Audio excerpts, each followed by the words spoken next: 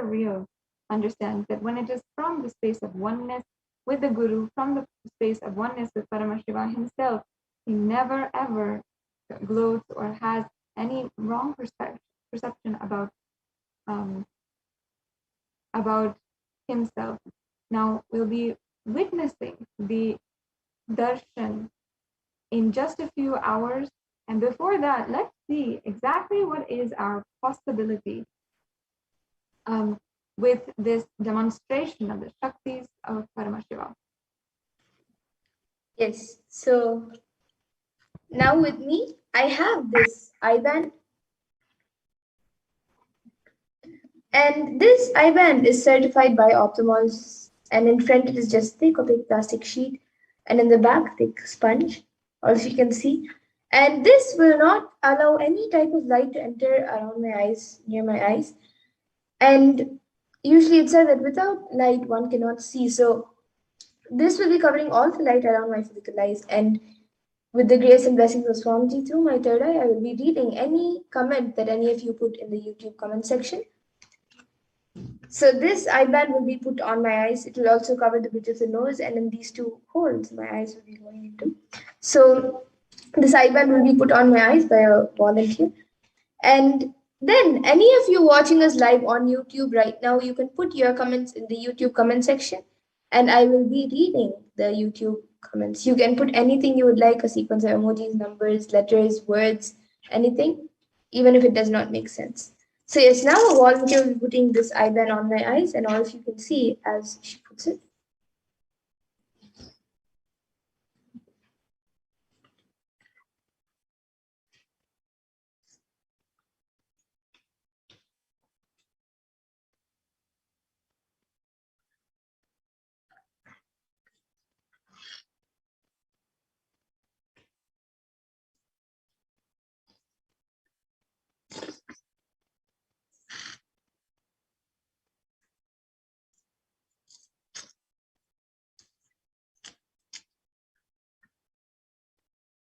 You see them move a little to the left. Yes. So now the I-band has been put, and I will be turning to my right, left, up, and down. So all of you can see that the I-band is put properly, and there's no gaps anywhere around my eyes. And now anyone watching us on YouTube right now live, you can put any comments you would like me to read in the live YouTube comments, and we will also be projecting the comments for all of you.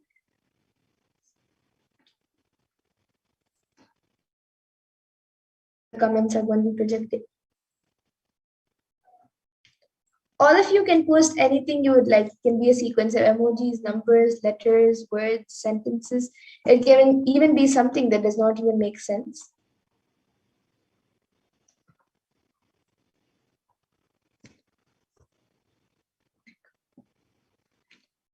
So the last comment we have is from Prabjot Gill, who has put, "Ma'am, my friend would like a body scan, and he would like to know how he can get a stable life and manifest what he wants." And above that, we have Prabjot Gilaya, who has also put 3 smiley emojis with its eyes closed. And then above that, we also have Paramashanta Dharma, who has put 3 Om emojis with purple backgrounds and 3 nose emojis. Yes. And anyone else who would like to put in your comments, you can put it in before we move on to the next power.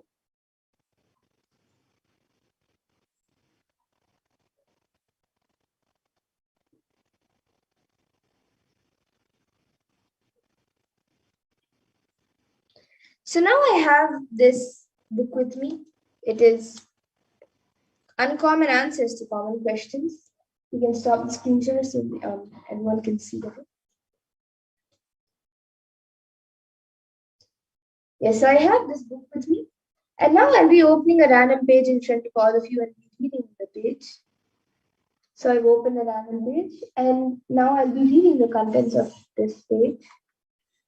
This is page number 70 and 71. And next to 70, it says the simple truth straight away and On page number 71, it says the same thing, the simple truth straight away. And so all of you can see this is page number 71 and 70 and 71. And now I'll be opening another random page. Okay, so I've opened a random page. And now I'll be reading the contents of this page, any paragraph. So this is page number 134 and 135. And on 134, it says body's structure or anatomy, such as X-rays, CT scans, or MRI, PET, produces images of the functions of the brain through the metabolic activity of cells. An analog of glucose is attached to a radioactive PET tracer. The PET scanner then images the metabolically active brain areas at any given time. So that is the first para, and it is actually a continuation of the para on page number 133. So all of you can see.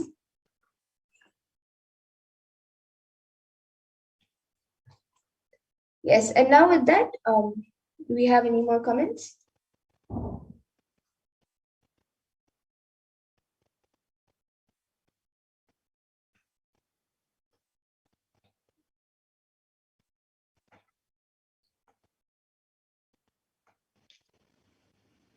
Okay, so now with that, we will now be going into the next power, the power of body scanning. So I request the volunteer to now remove the IBAN.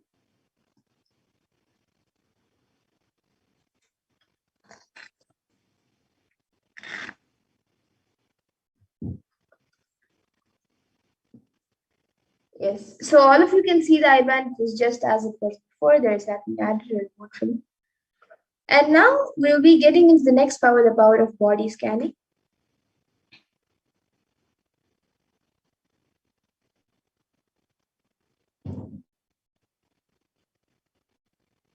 So this power of body scanning awakens the ability to scan any type of illnesses, diseases, or medically diagnosed issues for anyone. And it also awakens the ability to also scan the problem. So it also gives us the ability to scan the solution for the problem through the awakened third eye.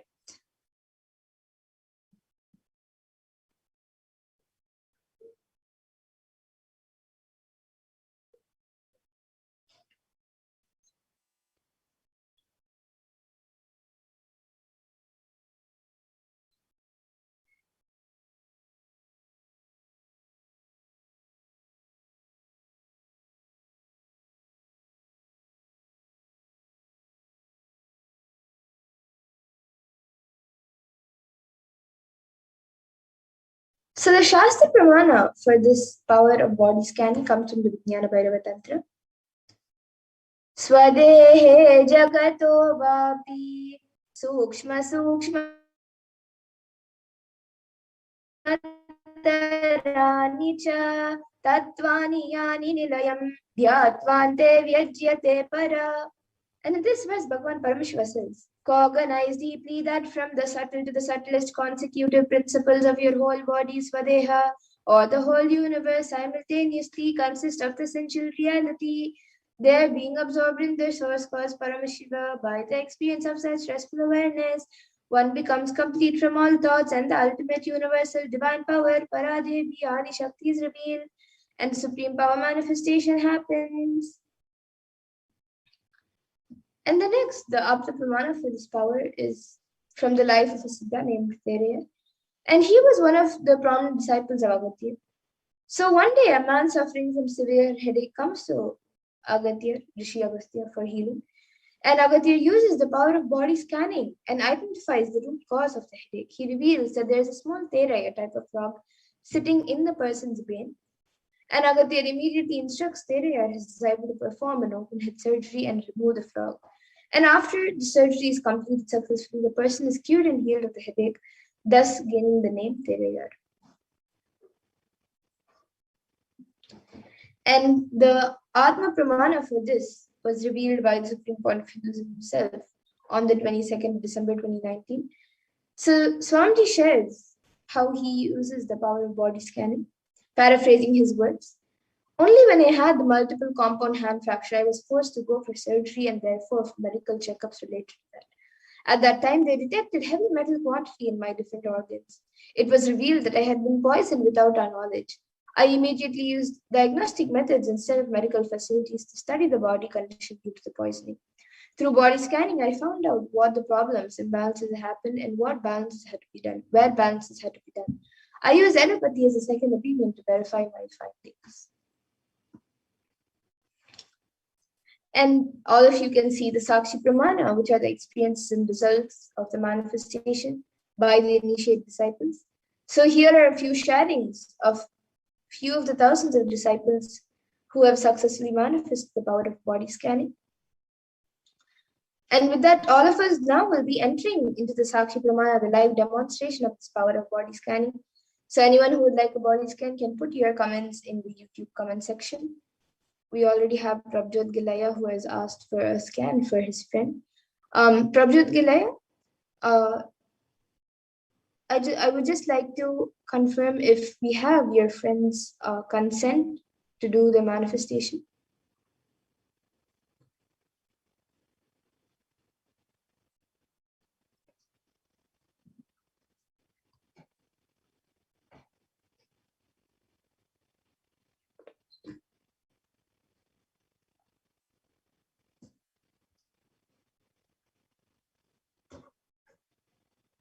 Okay, so you have put you would like a body scan. So yes, Prabjot Gilaya, now I'll be scanning for your friend, and once it is done, Ma Pooja Kumar, I will also be doing a scan for you.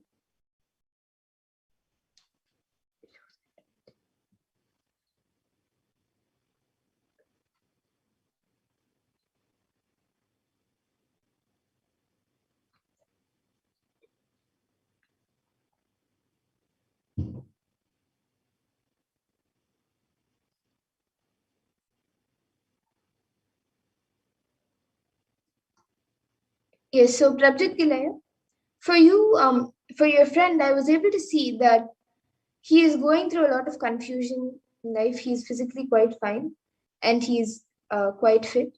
I was able to see he just is going through a lot of confusion, which is distracting him a lot from what he actually wants to do. So I was able to see the solution for this is to everyday watch satsang, and at least one click that he gets from the satsang or from the Parashakti Akash screens or anything, any satsang, even if it's a live satsang, he can watch it on NTV. And if he's not available at the time when satsang is playing on NTV, then any satsang which is on YouTube, he can watch a satsang, get a click, and throughout the day, in any action he does, use that click, and that will help him come out of the confusion. And with this, he will also see stability happening in life, and he will also be able to manifest the reality that he wants. So this is what I was able to see for your friend Aya, Prabjot Gilaya. So you can convey to him and get back in the comment section. And Ma Pooja Kumar, now I'll be doing a scan for you.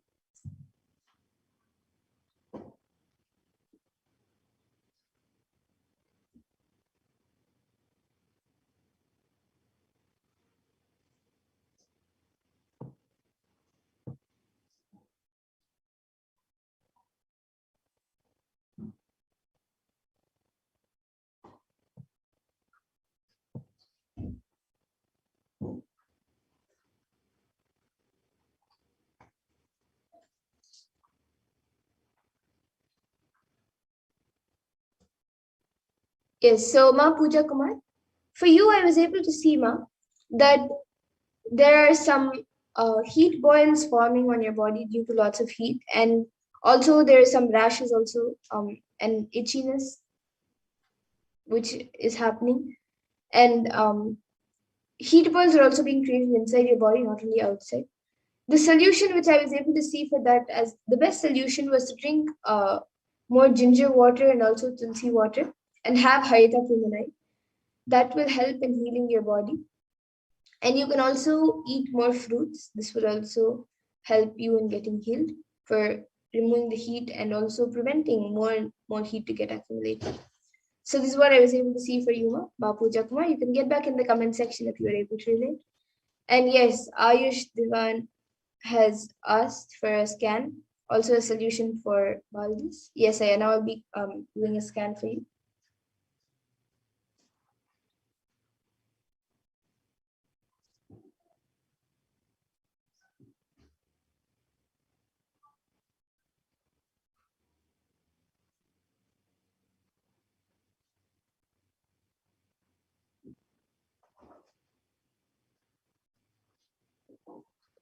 Yes, so Ayush Divan, for you, I was able to see that in your throat you are going through some pain. You are having some pain and some burning sensation in the throat.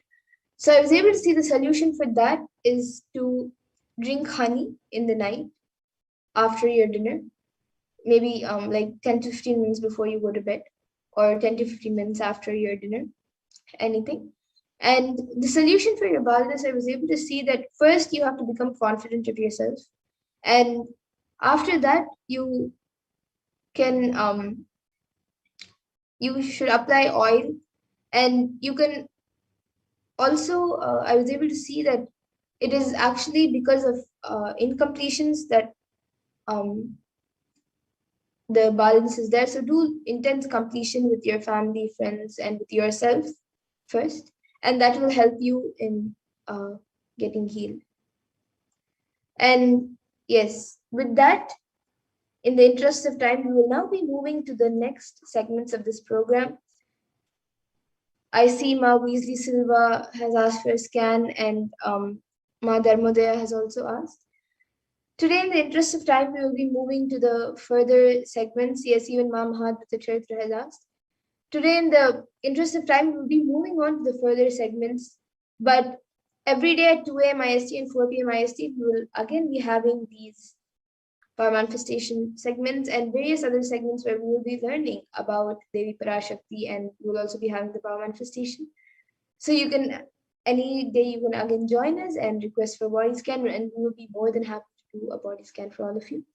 So I thank all of you who have joined us for this power manifestation segment. And with that, we will now be moving to the further segments of this program where we will be learning who is Devi Parashakti and more about Devi Parashakti.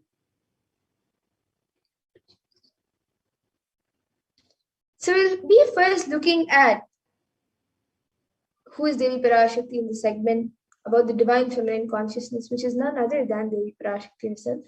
And as we get ready to receive Devi Parashakti when she comes for darshan, we will also be learning how we can receive Devi Parashakti in a very traditional way.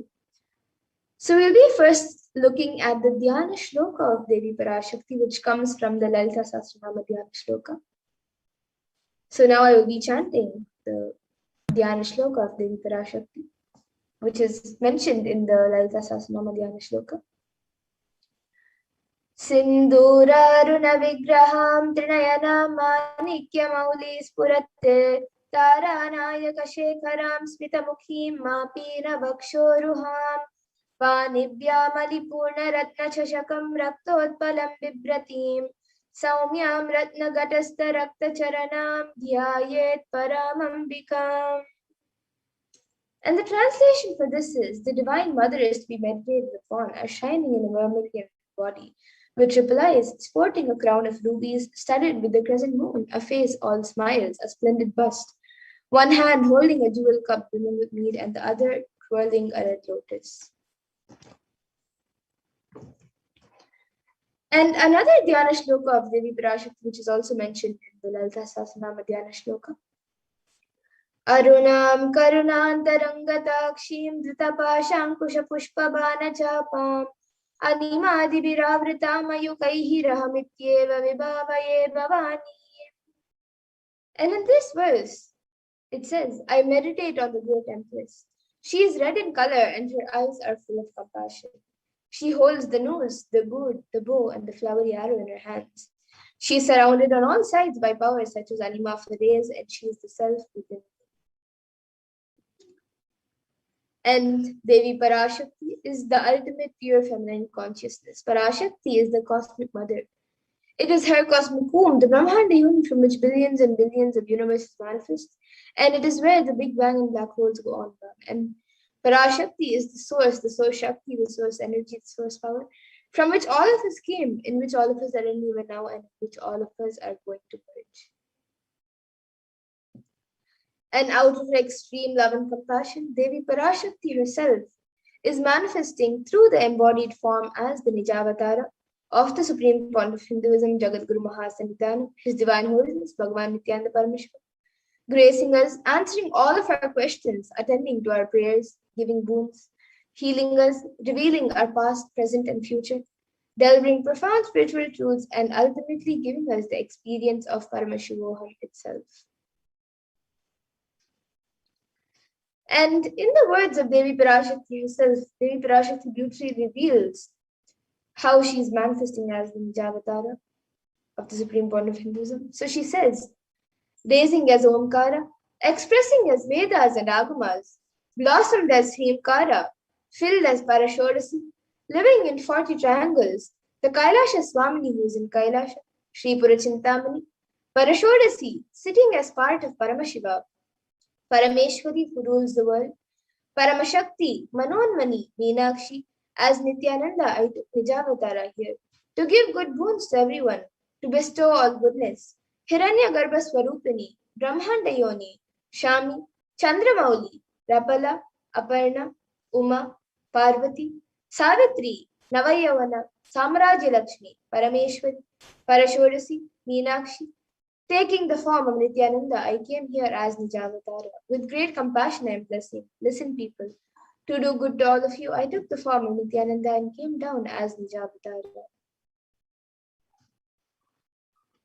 And Devi Parashakti also continues. She reveals, she again says, raising in Omkara, blossoming as Shiva, Shiva manifesting as source of existence, powers of existence, expression of existence, from the oneness of Om, blossoming into two as Prakriti and Purusha, blossoming as three Shaktis, Icha, Kriya, and Jnana, growing as four Vedas, expanding as five Panchabhutas, beyond six chakras, filled as Gotras of seven Rishis, expanding as 8 directions, existing as 9 grahas, blossoming as 10 indriyas, being as 11 rudras, creating all the worlds, bringing life to tell and make truth blossom and to do good. Parashodasi, Meenakshi, in the form of Nithyananda, I came to bless every one of you. And now let's see how we can receive Devi Parashakti. So as all of us get ready to witness a live Devi Parashakti Akasha cleaning today at 6 a.m. Indian Standard Time and 5:30 Pacific Time. Let us now see how we can receive her in a very traditional way. So literally you are seeing Paramashiva and Parashakti at that moment on the screen. So always receive her very traditionally. You can keep 2 betel leaves, 1 banana, 1 betel nut, and a coin in front of the screen as you watch the Parashakti. And for those of you who now might be wondering what exactly a coin is considered as, or what is its importance? So in the Hindu tradition, a coin is actually considered the traditional dakshina, and it is usually offered in all temples as an offering to gods. So it can be the lowest value. In India, it can even be just a paise, and in the US, it can even be just a cent. Swamiji says, I'm not trying to monetize. Keep even 1 cent, it is okay. So for 100 days, if you have darshan, it will add up to $1. In India, even 1 paise is okay. And you can offer that to Devi Parashakti. And once the darshan is over, you can offer your salutations. You can do namaskar and eat the banana, the betel leaf, and the betel nut, taking it as prasadam immediately. And the coins that you collect, you can send it to the LA temple for the further procedures. And now some of you might be wondering, how exactly will this betel leaf and betel nut benefit you, whether it's physically, mentally, or emotionally? How will it benefit you? So this betel leaf and betel nut may look too small, but in a few days, you will see how much it adds to your sentiment that really she's there. You will not take the Devi Darshan for granted. And rituals will break your monotonous unconscious mentality and lifestyle and remind you and raise you to powerful cognitions. It will break your unconscious behavior. And now all of you can see how you can set up your tambula, the plate to receive Devi Parashakti. So you can arrange the betel leaves, the betel nut, the banana, and the coin in a plate and keep it in front of the screen as you receive Devi Parashakti. As additional items, you can also keep a coconut, some kumkum, some turmeric, some glass bangles, and some flowers. You can also keep all of these in the plate as additional items. But the four basic items that are kept as part of the tambulam is the betel leaf, the betel nut, the banana, and the coin. So you can keep it in a plate. You can arrange it in a plate. Keep it in front of the screen as you receive Devi Parashakti when she comes live for the darshan. And with that, we now come to a conclusion of this segment where we have learned who is Devi Parashakti and how we can receive Devi Parashakti for the darshan when she comes live. So with that, now we will be moving to the next segment of this program where we will be learning what Devi Parashakti has exactly revealed, what exactly Devi Parashakti has revealed in the Akashic readings for humanity, for all of us, and how important it is for us to understand, follow, and internalize what Devi Parashakti has revealed. So as we get ready to have a live Devi Parashakti Akashic readings at 6 a.m., let us see what Devi Parashakti has revealed and get ready to receive much more from Devi Parashakti today in the Akashic readings. So please stay tuned for the further segments. We will be back after a really short break.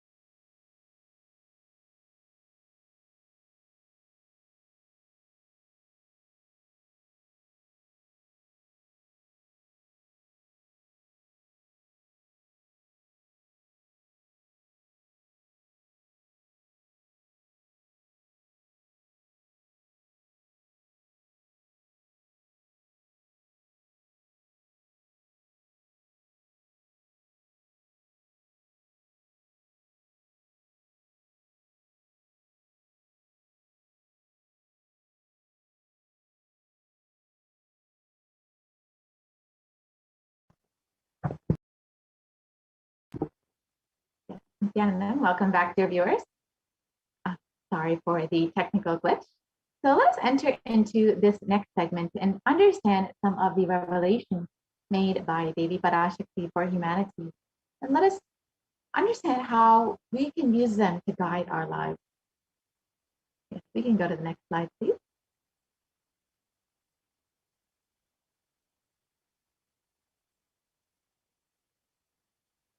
We can continue to the next slide.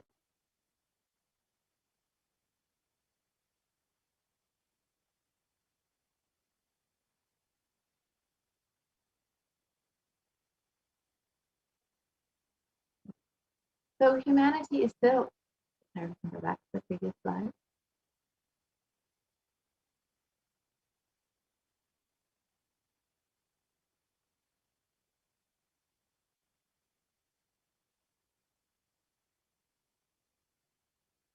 Yes, we can continue on.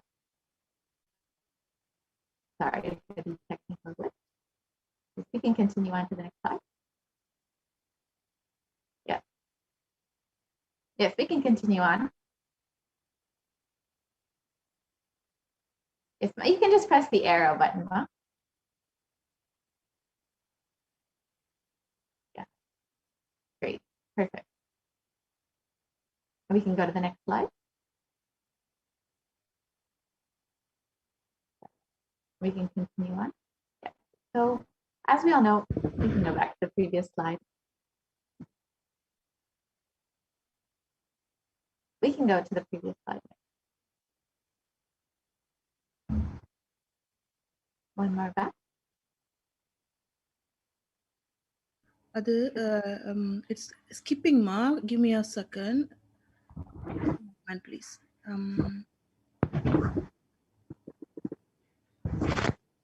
Yes. Very good. Yes, we can go to the next slide, please. Yes, this is good. Thank you. So as we know, humanity is still undergoing the after effects of the cosmic deluge, the pralaya.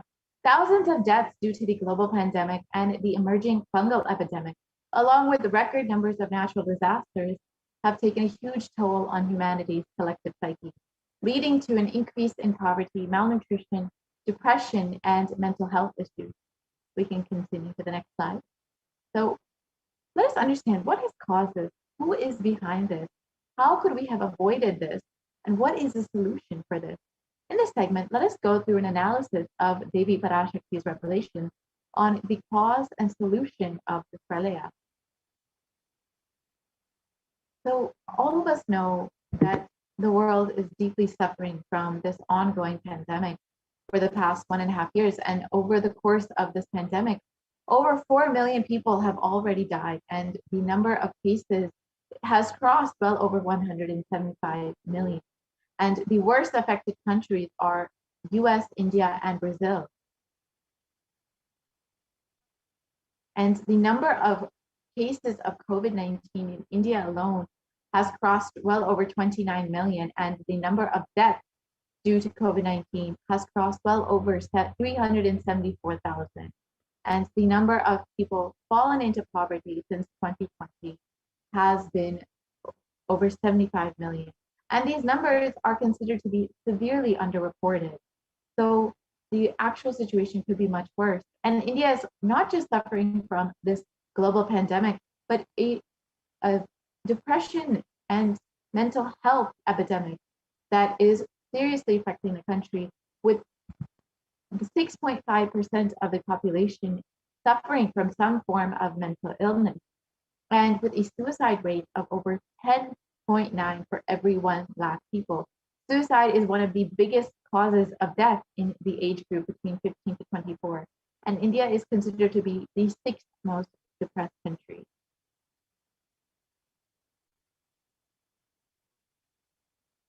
And as India is reeling under this ongoing pandemic and the suicide epidemic, they have also been suffering from ongoing natural disasters, everything from the floods in Kerala to the floods in Maharashtra that have recently affected the state. And as all of this is going on, the third wave of the COVID-19 pandemic is soon to be approaching. So how could we have prevented this? How could we have avoided this? Yes, we can continue to the next slide. Let us listen to Devi Parashakti's revelations on the 31st of May, 2021 to understand a little bit more about this.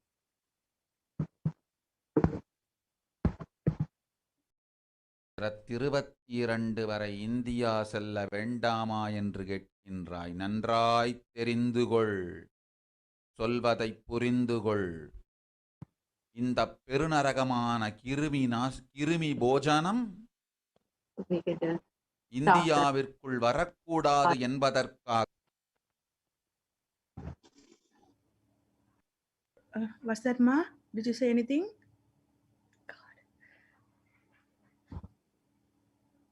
You can just stop the screen share and you can restart and share the audio.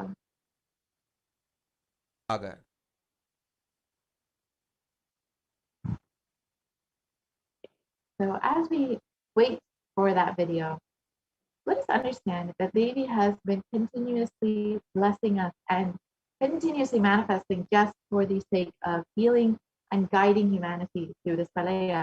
And again, the Supreme Pontiff of Hinduism is manifesting Devi Parashakti today at 6 a.m. IST. In just a couple hours, we will have the opportunity to ask Devi Parashakti any question that we want answered, any prayer that we want blessed, and any boon that we want to have in our lives. So you are welcome to stay tuned for that and ensure that you ask your questions in the YouTube comments below.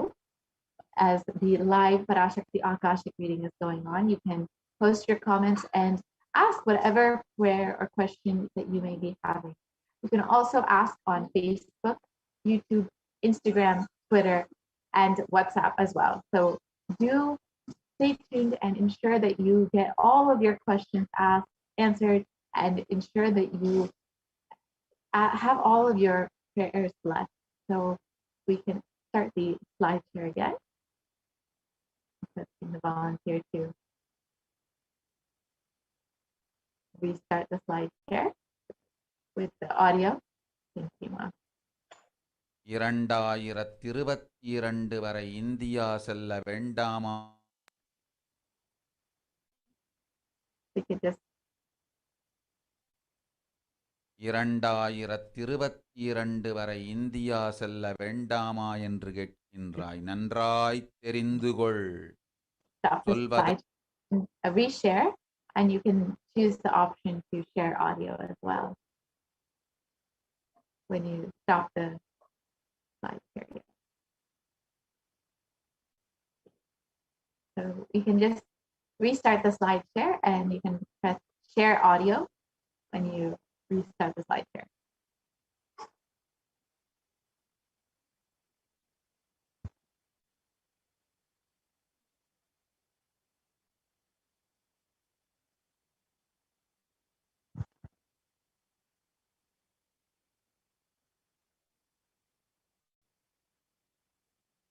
அதை புரிந்துகொள். இந்த பெருநரகமான கிருமி போஜனம் இந்தியாவிற்குள் வரக்கூடாது என்பதற்காக 2020 பாரதம் முழுவதும் 12 ஜோதிர்லிங்கமும் பாத யாத்திரை செய்திடவே என் மகன் மூலமாய் திட்டமிட்டிருந்தேன். படுபாவிகள் ஓடத்தின் மாலுமியை ஊர்விட்டு துரத்தினார்கள். என்ன நடக்கிறதென்று பார். முறையாக கைலாய நாட்டின் தலைவனாக நிறை மரியாதையொடு நல் மதிப்பொடு என் நிஜாவதாரம் நித்யானந்தன் திருவடி மீண்டும் பாரதத்தில் பட்டு பாத யாத்திரை செய்த பிறகு மட்டுமே நீ அங்கு செல்ல வேண்டும். அதுவரை உன்னை காத்து செல்லாதே. ஓம் Om. Om.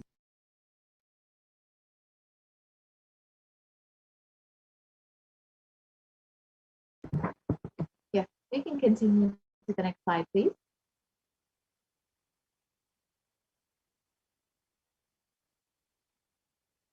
We can go back to the slide. Yeah. So as we get back to the slide, sorry for the technical glitch. So the Supreme Concept of Hinduism revealed that in 2020, the Supreme Concept of Hinduism was planning to do the Padayatra throughout India and re-energize the 12 Jyotirlingas.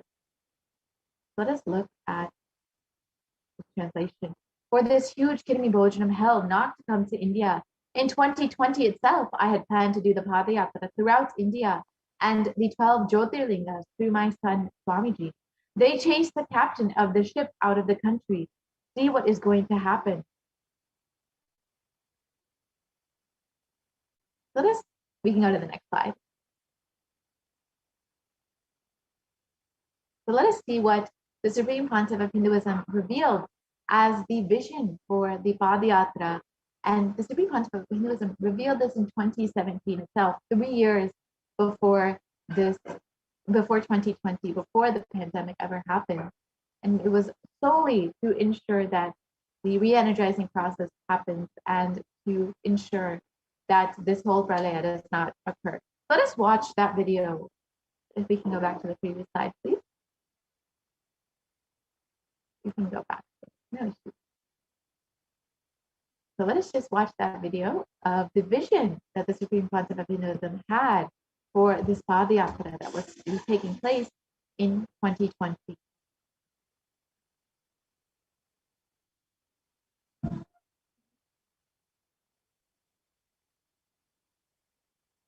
So in the video, the Supreme Concept of Hinduism reveals that the vision for this Padayatra was to traverse from Kanyakumari to Kashmir.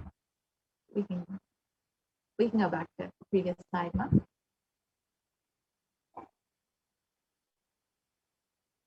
We can go back. That's the back arrow. So the vision that the Supreme Concept of Hinduism had for this Padayatra was to traverse from Kanyakumari to Kashmir with 10,000 power manifestors to meet people where they are. The Supreme Concept of Hinduism was ready to go on ground and was ready to attend people in their own home. And yeah, we can go to the next slide, please.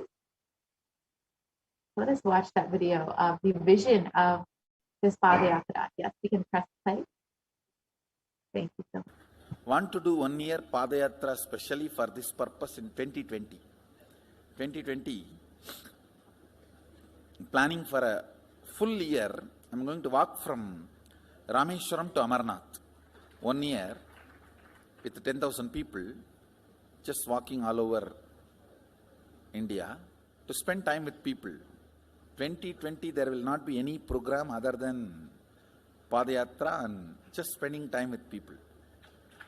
Just walking. Of course, 10,000 people will be walking with me. Maybe 200 vehicles to carry our food and all the other items, transportation. Enjoying the river banks, forests, and time with nature. 10,000 people manifesting powers, walking from village to village. What do you think will happen?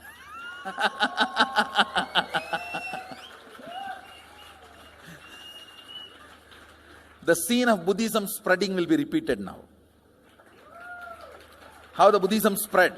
10,000 monks walking from village to village. What will happen? That's only monks. Here power manifesting 10,000 people. The whole village will be manifesting powers. Just want to enjoy India and let India enjoy me. So planning for next year Kumbh Mela 2019, next year January Kumbh Mela. Before that, all the Balalayam, everything. Balalayam is going to be like the same structure outside with one stone tower, gold coated. It will be something like a 40 to 50 feet tall stone tower, and 5 Rajagopurams, which will be something like 120 feet. This will be the Balalayam. And after the Mulalayam is built, this Balalayam will serve as a Utsava Murti Sannidhi, where the Utsava Murtis will be worshipped and where the Archanas. See, in the main temple, there will not be any Archana or anything, because just for Darshan itself, there will not be time. Like Tirupati, you can only have Darshan and Arti, the camp for Arti. No other worship is allowed in the main temple. Because 12 Abhishekam is going to happen, 12 Kala Abhishekams. So continuously the rituals will be going on. People can have only darshan. They will not be able to involve themselves in any ritual. Other than darshan, nothing else will be allowed. So all the archana, all the other offerings, like people will offer the archanas and other, everything will be done to the Utsava Murti, which will be kept in the Balalayam, the present Balalayam, present structure. So people can spend time here. That will be more like a main darshan. This will be like energy darshan, where you can give letter, get response. So by next year, the Balalayam will be ready. So 2019 full year, I will be conducting the programs and everything. 2020 will be the one full year Padayatra, walking. From next year, Jayanti, means 2019's Jayanti to 2020's Jayanti. Full year, Jayanti to Jayanti will be Padayatra. Before that, we will make 10,000 people power manifestors. It will be sannyasi, brahmachari, grihastha, all put together. 10,000 people will be walking. What a scene it will be. I think that is the only way the revival of Sanatana Hindu Dharma can be done. I need to get into the ground where people can see me, where they are living. I can't be waiting for people to come where I am living. Now I am sitting in one place to prepare these 10,000 people and make this science completely user-friendly. For that only I am sitting and working. So I have given 2 years for me now, 2018 and 2019. So 2020, before that 10,000 people will be ready to walk with me, manifesting powers. We will literally solve every person's problem in every village. The way we are walking, the path, route we are taking, physical healing or mental healing, or it's a too big visualization. How will you visualize? What will happen if 10,000 power manifestors enter into a village and ask people, tell me your problem now, come on, let's sort it out. Understand, 1,200 years before in Tiruvannamalai temple carvings, how the baby will be in the womb in 2nd month, 3rd month, all that is detailed way carved, it is there. Which scanning machine was there in those days other than the third eye? Very detailed carvings are there. Even Srirangam temple, the whole carving is there. Srirangam temple gives a week by week the whole picture of male baby and female baby. Any of you have seen that? Srirangam Rangaraja Mandapam, it very clearly portrays.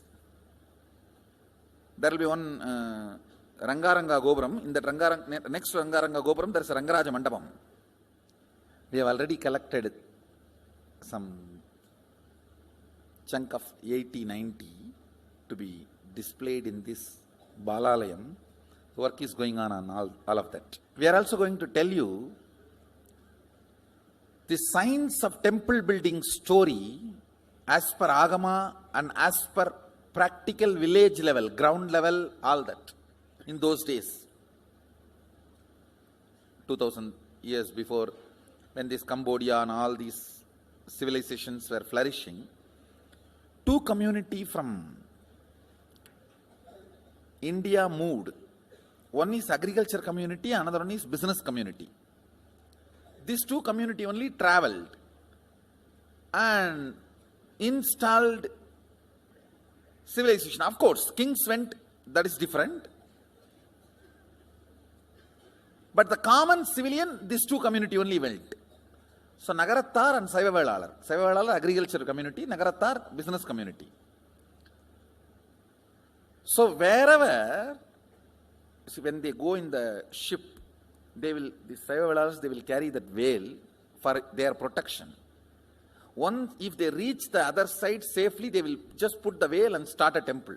That is why all the temple outside the India, started by Saivavalalar, there will be only veil as a Pradhana Murti. Pattumalai Murugan Goil, Tannimalai Murugan Goil, Gedaram Murugan Goil, Nallur Murugan Govil, Sannidhyan Sannidhi Murugan Goil, all these temple. The main deity will be only veil. It will not be deity. Because they cannot carry that heavy deity in the ship. It will only be the veil. And all the temples started by Nagarattar will be Kavadi. Because they will carry everything in the form of Kavadi. So the moment they reach the other shore, they will worship the Kavadi and the screen cloth covered by Kavadi. Kadirgaman, Darachila, Murugan. All the major temples started by Nagarattar. The Kavadi and the screen only will be the deity. All the temples started by Saivavelalar, only the veil will be the deity. So this is the way the temple started. This temple planting and temple spreading. We are going to tell you all this history also as like a exhibition when you come next time to see our temple. There's a lot of juicy information on history of temple building. That's going to be one of my big contribution also, this temple building science. I'll be known for common mass for my Gurukul and temple. Common mass will never understand all this Vidyapadam and life is continuous rhythm, Sami Onnada, all that. They will remember me only as the Gurukul kids do all magic. That magic Gurukul and big temples. The Swamiji who builds big temples, that's why they will remember. பக்தன் சோழனும் பையன் பாண்டியனுமே இதை பண்ணி வச்சிருக்கானுங்கன்னா நாம என்ன வேலை பண்ணி ஆகணும்?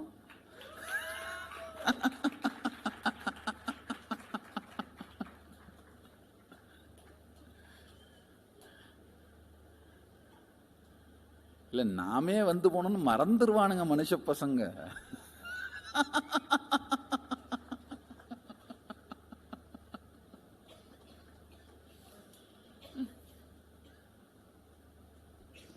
All these are paribhasha.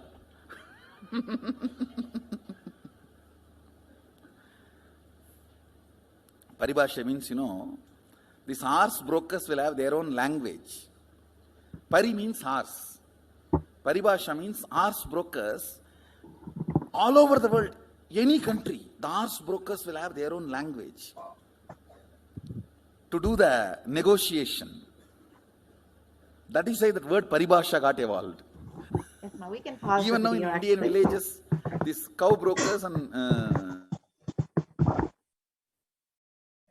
Sorry about that.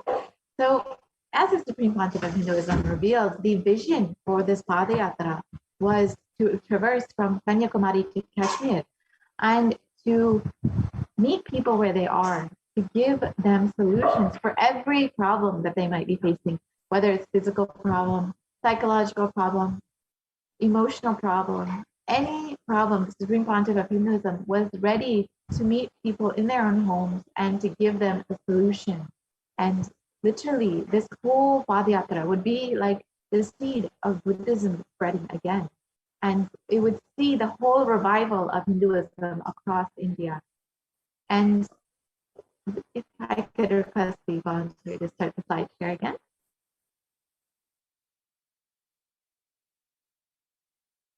So this Padayatra has been something that the Supreme Pontiff of Hinduism has been preparing for from,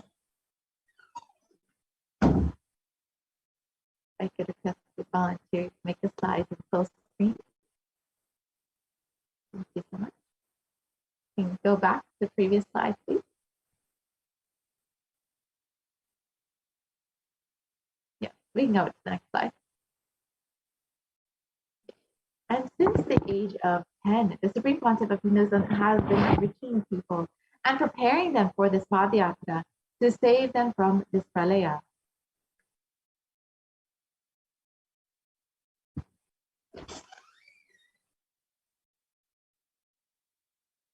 And from that age, the Supreme Pontiff of Hinduism has been enriching and initiating the masses into the science of enlightenment through his powerful discourses, initiations, and darshans. And in the next several slides, we will see the various programs that the Supreme Pontiff of Hinduism has been conducting for the past 26 years to enrich and bless people with the science of enlightenment. So yes, we can continue on. Yes, the Rasipuram and Rasipuram, Tamil Nadu in 2005. We can continue on. And in Namakkal, Tamil Nadu, in Salem, Tamil Nadu, in the Nithyananda program. These are the various programs that the Supreme Pontiff of Hinduism has been conducting. The Birth Star celebrations in Tiruvannamalai, the Jayanti celebrations in Adi Kailasa Samadhi,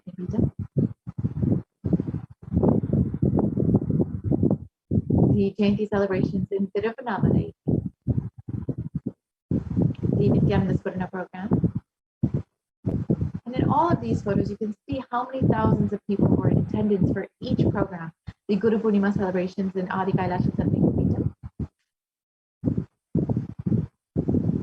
the Bhakti Swarna program,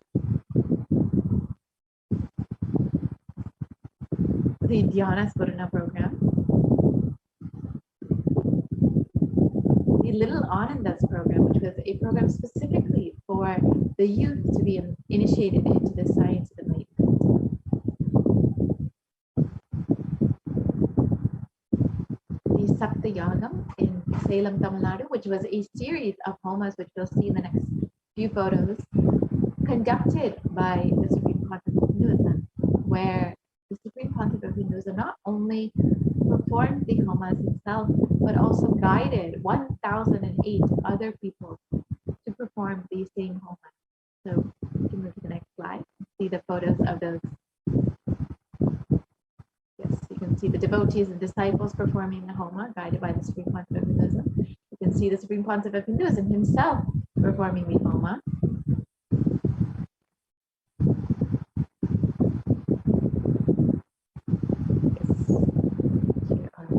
More photos of the Supreme Pontiff of Hinduism blessing people.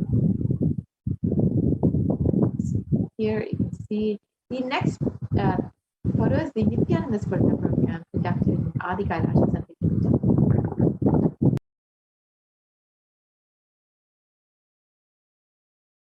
We can continue on. The Nithyananda Swarna program in Salem, Tamil Nadu. And all of these programs, the Supreme Pontiff of Hinduism was continuously conducting and performing so many different services for humanity just to enrich them and to ensure that they are preparing themselves for this pralaya, to ensure that this pralaya does not happen, to give the superconscious breakthrough to humanity. However, the anti-Hindu elements made it nearly impossible to do this re-energizing process by driving the Supreme Pontiff of Hinduism out of India.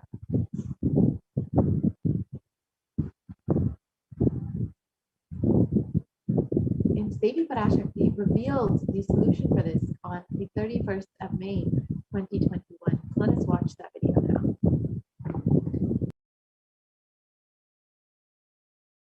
இரண்டாயிரத்திருபத்திரண்டு வரை India செல்ல வேண்டாமா என்று கேட்கின்றாய். நன்றாய் தெரிந்துகொள், சொல்வதைப் புரிந்துகொள். இந்த பெருநரகமான கிருமி போஜனம் இந்தியாவிற்குள் வரக்கூடாது என்பதற்காக 2020 பாரதம் முழுவதும் 12 ஜோதிர்லிங்கமும் பாத யாத்திரை செய்திடவே என் மகன் மூலமாய் திட்டமிட்டிருந்தேன். படுபாவிகள் ஓடத்தின் மாலுமியை ஊர்விட்டு துரத்தினார்கள். என்ன நடக்கிறதென்று பார். முறையாக கைலாய நாட்டின் தலைவனாக நிறை மரியாதையொடு நல் மதிப்பொடு என் நிஜாவதாரம் நித்யானந்தன் திருவடி மீண்டும் பாரதத்தில் பட்டு பாத யாத்திரை செய்த பிறகு மட்டுமே நீ அங்கு செல்ல வேண்டும். அதுவரை உன்னை காத்து செல்லாதே. ஓம் ஓம் ஓம்.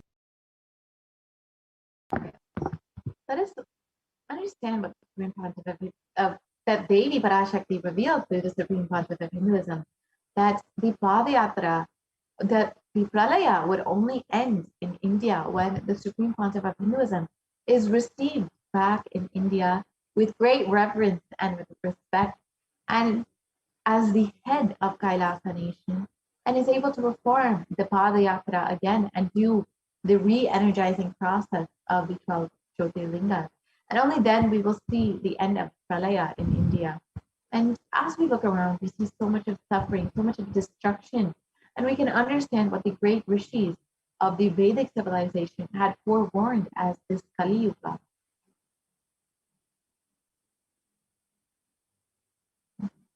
And Kali Yuga is considered to be the worst of the 4 yugas, where man will be his own worst enemy. In the Kurma Purana, it states that, we can look at the translation of this verse. In the next slide, please.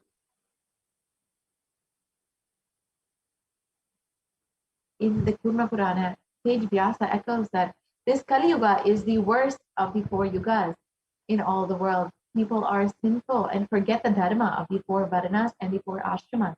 In fact, men are so sinful that no prescribed penance atones for their great sins. The only place which is free from such sins is a great sacred city of Varanasi, the Mahapuri.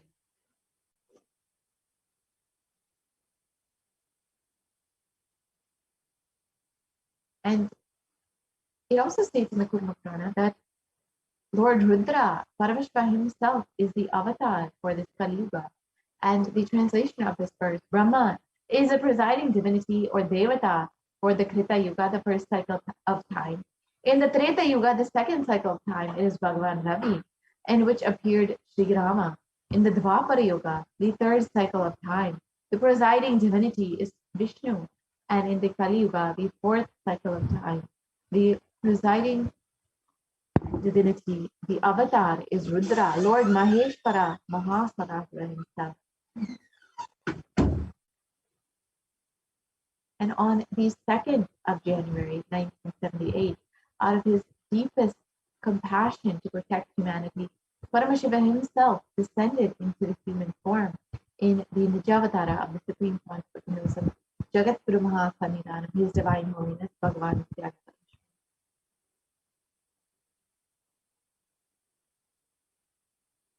And if the Supreme Pontiff of Hinduism, Paramashivoham himself, had waited even one more year to take the human form, it would have been too late for humanity. 1979 would have been too late. Let us understand what this means in the words of the Supreme Pontiff of Hinduism himself.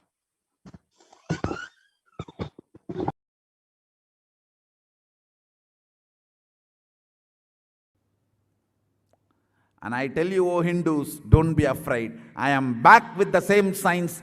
We are going to be rich.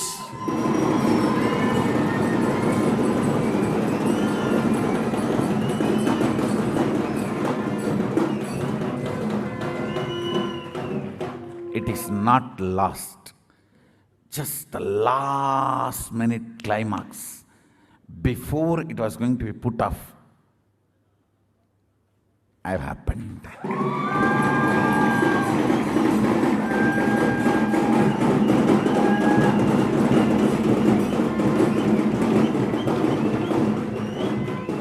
(1979) would have been late. 1979 would have been late. If I had time, I would have sent only ambassadors. Because no time, I have to get up and come directly.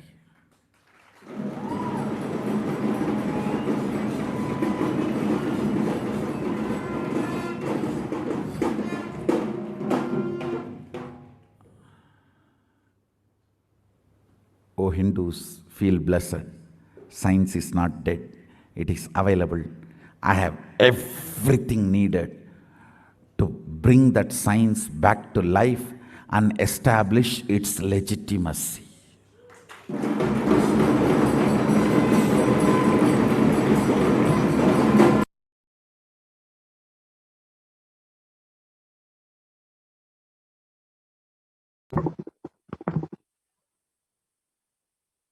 And the avatar's advent on the planet Earth was to protect the world from this great cosmic deluge, to bring the Satya Yuga back to Earth.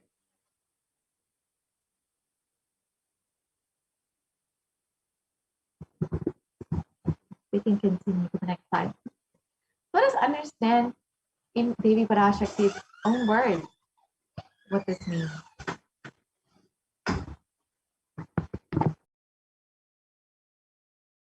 ஓம் ஓம் ஓம் உலக மக்களே கேளுங்கள். கலி முற்றி கலி கழிந்து புதுயுகம் சத்தியயுகம் புறப்பட வேண்டிய காலம் வந்ததனால் வந்திருக்கின்றது இந்த பெரும் பிரளயம்.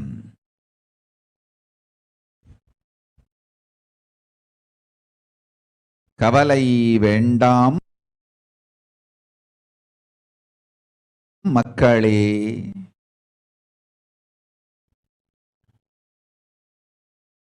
நித்யானந்தன் வடிவம் தாங்கி நாமே இங்கு வந்திருக்கின்றோம். நித்யயுகம் செய்வோம். நித்யயுகம் சத்தியயுகமாய் மலரும் இங்கு. ஆனந்தமாக இருங்கள்.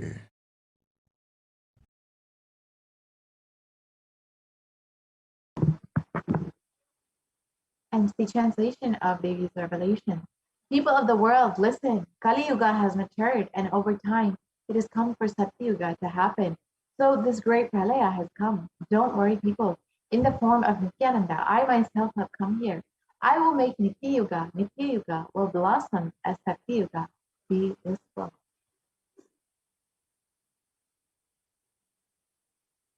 People of we can continue. For this huge Hellgiving Bhojam not to come to India. 2020, I plan to do the Padayatra throughout India in the 12 Jyotirlingas to my son Swamiji. And in order to prepare for this, the avatar began the Padayatra at the mere age of 10. And the Supreme Pontiff of Hinduism began enriching people one person at a time with the truth from these sacred scriptures and the secrets of higher living.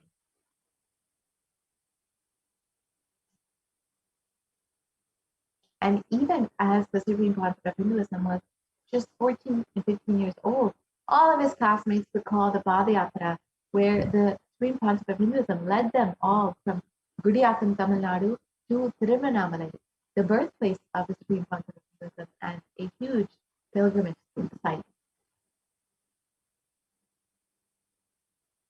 And when the Supreme Pontiff of Hinduism was around 19 years of age, all his fellow monks at the Ramakrishna Math recall the yatra where the Supreme Pontiff of Hinduism led them from Chennai, Tamil Nadu to Tiruvannamalai and gave them an unforgettable pilgrimage trip experience.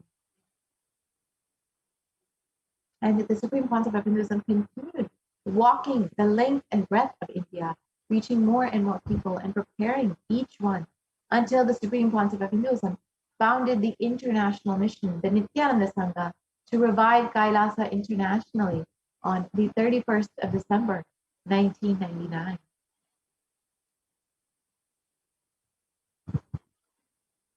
And the Supreme Concept of Hinduism established the very first Kailasa enlightenment ecosystem in Tiruchendur, Tamil Nadu on the 14th of April, 2001.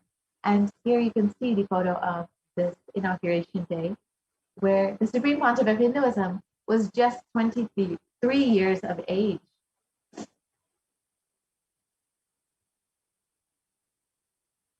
And in 2003, the Avatar continued his Vijay Yatra all over the world to enrich people from various backgrounds.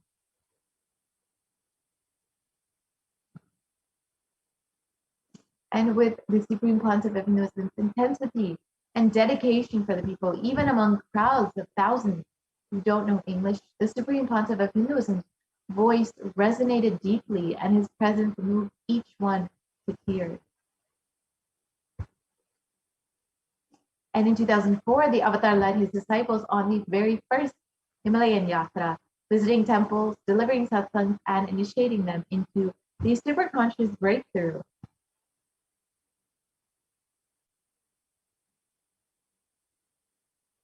And subsequently, the Avatar personally organized and led yatras yearly and guided individual souls, not just to physical spiritual sites, but to supernal spiritual realms.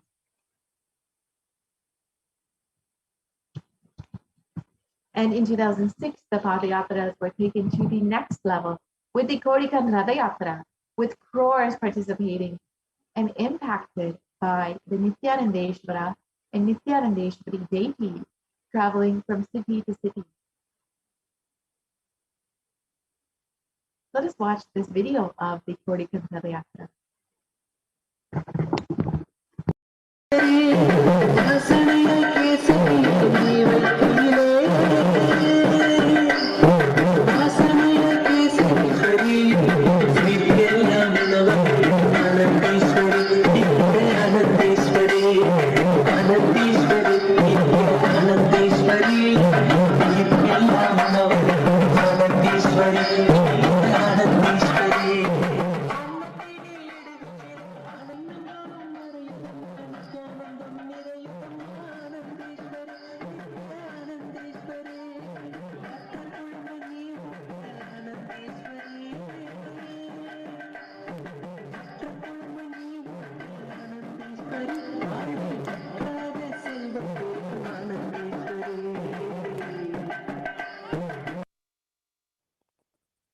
We can continue the next slide, please.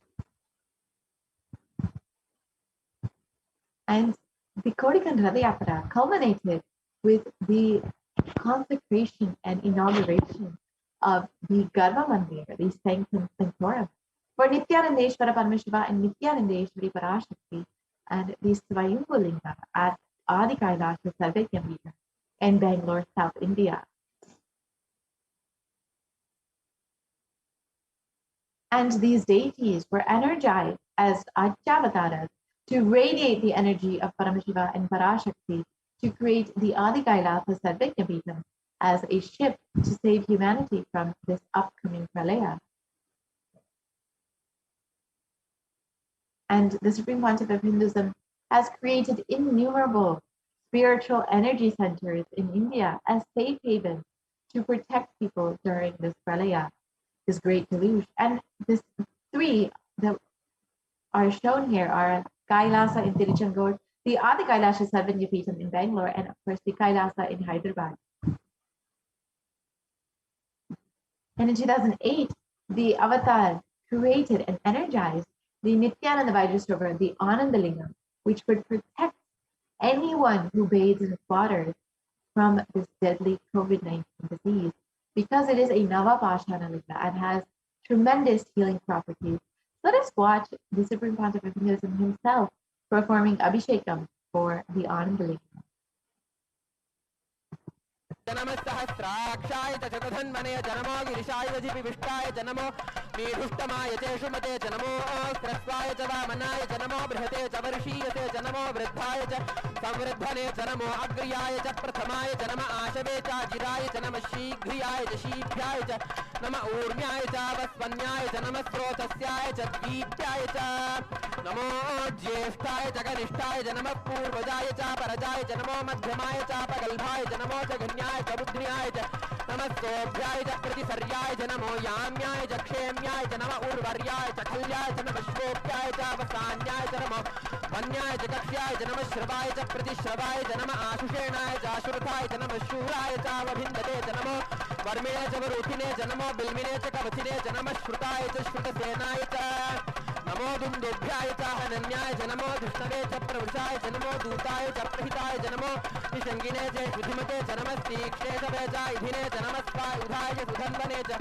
नमः श्रुत्याय च पथ्याय च नमः काट्याय च नीप्याय च नमः सूप्याय च सरस्याय च नमो नाद्याय च वैशन्ताय च नमः कूप्याय च भट्याय च नमो वर्ष्याय च नमो मेघ्याय च विद्युत्याय च नमः ईर्ध्याय च तप्याय च नमो वात्याय च रेश्म्याय च नमो वास्तव्याय च वास्तुपाय च ओम नमः सोमाय च रुद्राय च नमः ताम्राय च अरुणाय च नमः शंगाय च वशुपतये च नमः उग्राय च भीमाय च नमो अग्रे बधाय च दूरे बधाय च नमो हन्त्रे च हन्यसे च नमो वृक्षेभ्यो हरिकेशेभ्यो नमस्ताराय नमः शम्भवे च मयोभवे च नमः शंकराय च मयस्कराय च नमः शिवाय च शिवतराय च नमः तीर्थ्याय च कूल्याय च नमः पार्याय च वार्याय च नमः प्रतरणाय चोत्तरणाय च नमः आतार्याय च लात्याय च नमः षष्ट्याय च फेन्याय च नमस्ति कत्याय च प्रवाह्याय च नमः इरण्याय च प्रपथ्याय च नमः किगंशिलाय च क्षयणाय च नमः कपर्दिने च पुलस्तये च नमो गोष्ट्याय च गृह्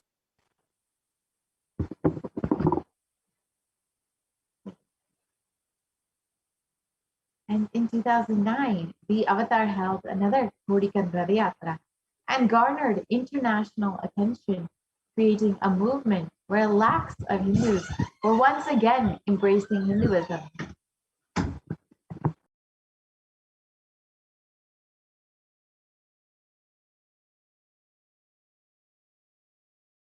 போல நின்பதம் கண்ட என் மனோ நித்ய சத்குரு நித்ய சத்குரு நித்ய சத்குரு நித்யனே நித்ய சத்குரு நித்ய சத்குரு நித்ய சத்குரு நித்யனே நின்முகம் நீனைந்து இங்கு நிர்மலமாகவே ஆனதே இதய சக்கரம் அனகதமும் இனிமையோடு திறந்ததே நித்ய சத்குரு நித்ய சத்குரு நித்ய சத்குரு நித்யனே நித்ய சத்குரு நித்ய சத்குரு நித்ய Sadhguru நித்யனே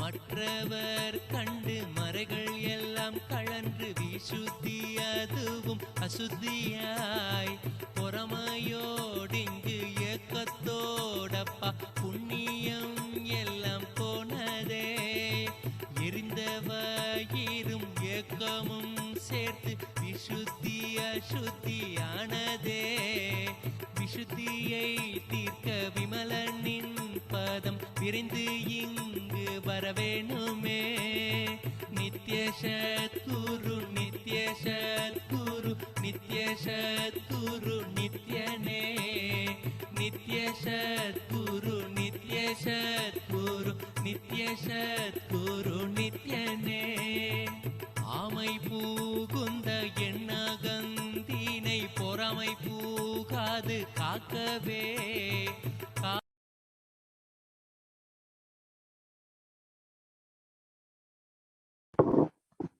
Wherever the Avatar's feet have graced the planet Earth, there the seeds of superconsciousness have been sown. And the Supreme Concept of Hinduism has created thousands of Kailasa enlightenment ecosystems and Sadvajnapitas all over the world and has reached over 1 billion people worldwide. And in the next several photos, we'll see just a few of the various Kailasa enlightenment ecosystems created by the Supreme Concept of Hinduism. The first is the Kailasa and Iro, the Adi Nithyananda Paramashivam, the very first Kailasa enlightenment ecosystem. Continue on. We have the Adi Kailasa Sarvajnapitam in Bangalore, India. The Kailasa in Tiruvannamala.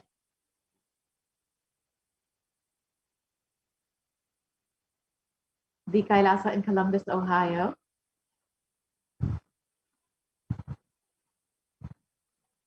More photos of the Kailasa in Columbus, Ohio. The Kailasa in Los Angeles, California.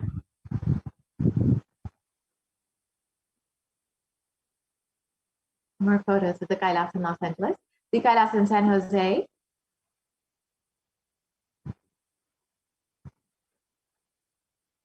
The Kailasa in Seattle, Washington.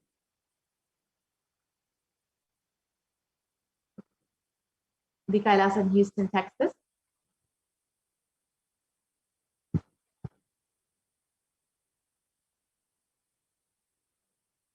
The Kailasa in Charlotte, North Carolina. The Kailasa in New York. The Kailasa in Washington, D.C. The Kailasa in Toronto, Canada.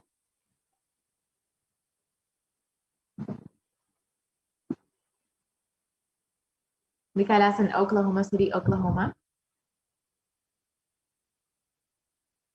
The Kailasa in Phoenix, Arizona. The Kailasa in St. Louis, Missouri. The Kailasa in Oman. The Kailasa in Dubai. The Kailasa in London, UK. The Kailasa in Scotland, UK. The Kailasa in Netherlands. The Kailasa in Slovakia. The Kailasa in Belgium. The Kailasa in Luxembourg. The Kailasa in Austria. The Kailasa in Germany. The Kailasa in Italy. The Kailasa in France.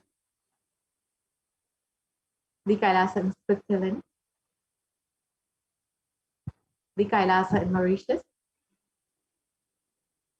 The Kailasa in South Africa. The Kailasa in Salem. The Kailasa, in more photos, the Kailasa in Salem. The Kailasa in Hosur.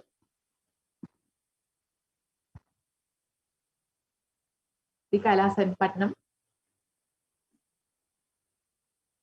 The Kailasa in Varanasi. The Kailasa in Rajapalayam. The Kailasa, more photos of the Kailasa in Rajapalayam. The Kailasa in Hyderabad. And the Kailasa in Kerala. The Kailasa in Gujarat, the Yogini Sarvajnapitam. The Kailasa in Tiruvannur. The Kailasa in Alankulam. The Kailasa in Dambaram, Chennai. The Kailasa in Avadi, Chennai. Another photo of the Kailasa in Chennai. Kailasa in Melbourne, Australia. Kailasa in New Zealand. The Kailasa in Singapore. The Kailasa in Kuala Lumpur. The Kailasa in Guadeloupe, South America.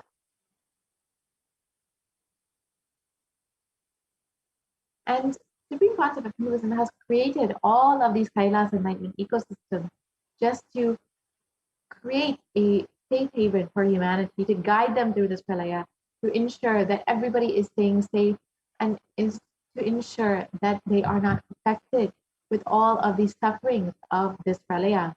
And if you would like to be a part of this Kailasa enlightenment ecosystem and protect yourself during this pralaya, you can sign up to be a part, become an e-Kailashin at kailasa.org.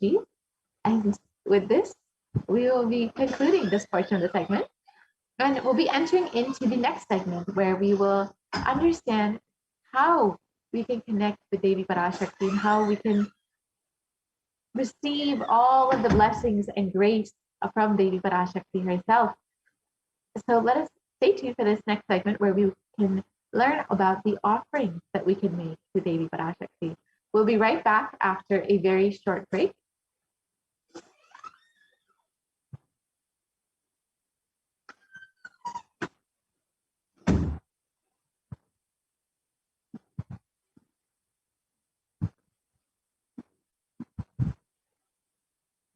So in this next segment, we'll just understand how Devi has been continuously manifesting in our lives and how we can receive her much more deeply, much more intimately. We can connect with Devi through these various offerings. And these offerings are not made out of any fear or greed, but rather out of your devotion and love for the divine manifesting in your life. So be sure to stay tuned for this next segment where you can learn about how you can manifest Devi Parashakti more deeply in your own life. And for any offering, there consists of two parts. Of course, the giving, which is on the part of the disciple, and then there is the receiving, which happens when the divine accepts your love and devotion. And of course, Devi Parashakti, manifesting through the Supreme Concept of Hinduism, will accept anything, even a small flower, if it is made with love and gratitude. So stay tuned for this next segment where you can understand more about how to connect with Devi Parashakti.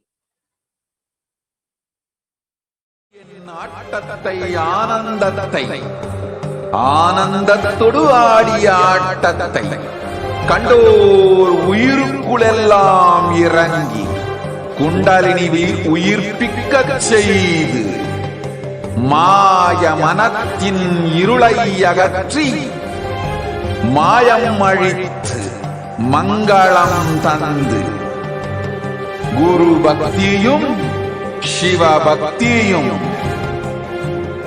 Paramasiva பக்தியும் பரமசிவ சக்தியும் அளிக்கின்றேன். மனமாயை விடுத்து குரு பதத்தை பற்றுங்கள். நித்யானந்தமாய் நிஜாவதாரமாய் வந்துதித்த என்னை பற்றி வாழ்வில் எல்லா நலமும் பெற்றிடுங்கள். ஓம் ஓம் ஓம். யாதுமாகி நின்றாய் காளி, ஓம் காளி ஓம் சக்தி, ஓம் காளி ஓம் சக்தி, ஓம் சக்தி ஓம் சக்தி ஓம் சக்தி. ஓம் ஓம் ஓம் ஓம்.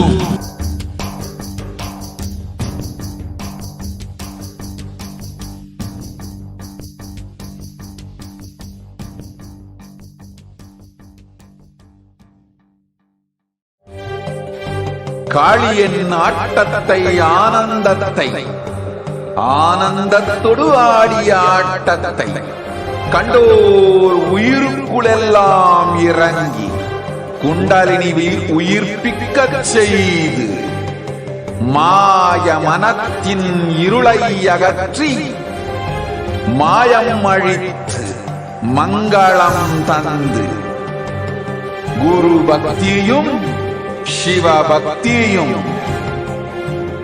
பரமசிவ பக்தியும் பரமசிவ சக்தியும் அளிக்கின்றேன். மனமாயை விடுத்து குரு பதத்தை பற்றுங்கள். நித்யானந்தமாய் நிஜாவதாரமாய் வந்துதித்த என்னை பற்றி வாழ்வில் எல்லா நலமும் பெற்றிடுங்கள். ஓம் ஓம் ஓம். யாதுமாகி நின்றாய் காளி, ஓம் காளி ஓம் சக்தி, ஓம் காளி ஓம் சக்தி, ஓம் சக்தி ஓம் சக்தி ஓம் சக்தி. ஓம் ஓம் ஓம் ஓம்.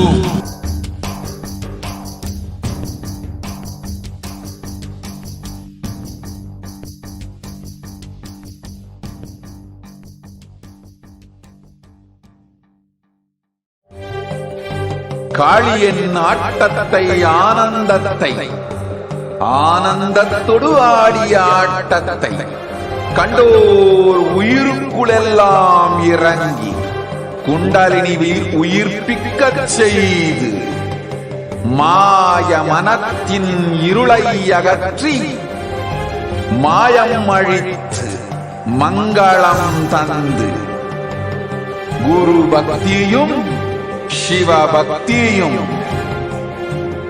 பரமசிவ பக்தியும் பரமசிவ சக்தியும் அளிக்கின்றேன்.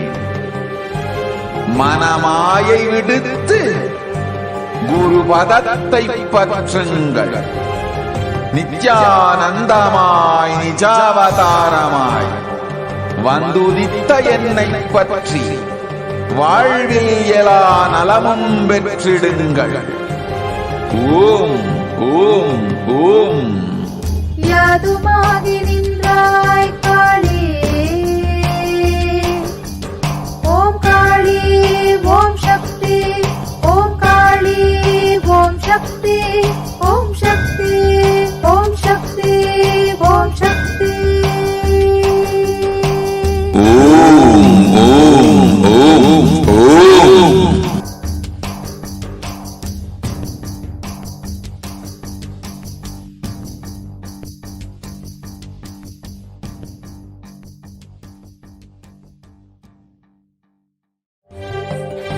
காளியின் ஆட்டத்தை ஆனந்தத்தை ஆனந்தத்தொடு ஆடிய ஆட்டத்தை கண்டோர் உயிருக்குளெல்லாம் இறங்கி குண்டலினிவில் உயிர்ப்பிக்கச் செய்து மாய மனத்தின் இருளை அகற்றி மாயம் அழித்து மங்களம் தந்து குரு பக்தியும் சிவ பக்தியும்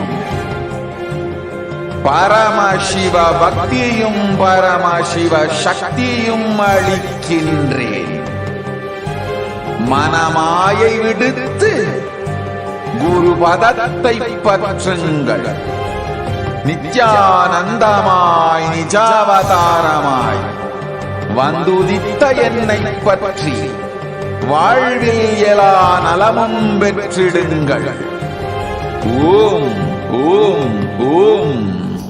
யாதுமாகி நின்றாய் காளி, ஓம் காளி ஓம் சக்தி, ஓம் காளி ஓம் சக்தி, ஓம் சக்தி ஓம் சக்தி ஓம் சக்தி. ஓம் ஓம் ஓம் ஓம்.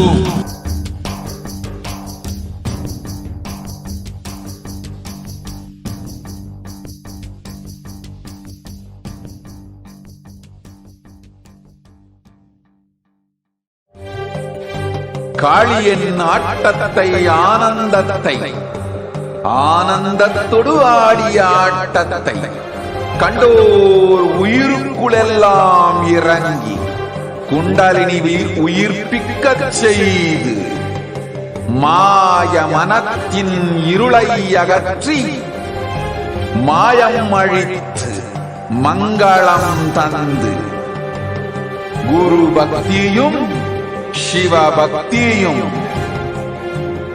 பரமசிவ பக்தியும் பரமசிவ சக்தியும் அளிக்கின்றேன். மனமாயை விடுத்து குரு பதத்தை பற்றுங்கள். நித்யானந்தமாய் நிஜாவதாரமாய் வந்துதித்த என்னை பற்றி வாழ்வில் எல்லா நலமும் பெற்றிடுங்கள். ஓம் ஓம் ஓம். யாதுமாகி நின்றாய் காளி, ஓம் காளி ஓம் சக்தி, ஓம் காளி ஓம் சக்தி, ஓம் சக்தி ஓம் சக்தி ஓம் சக்தி. ஓம் ஓம் ஓம் ஓம்.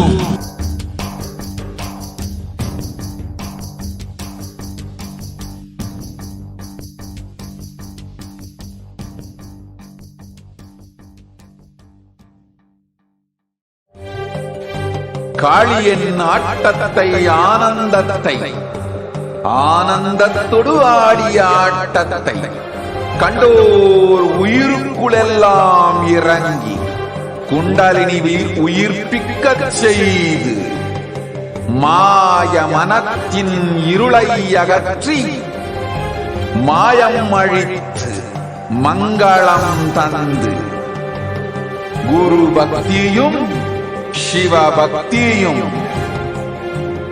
பரமசிவ பக்தியும் பரமசிவ சக்தியும் அளிக்கின்றேன்.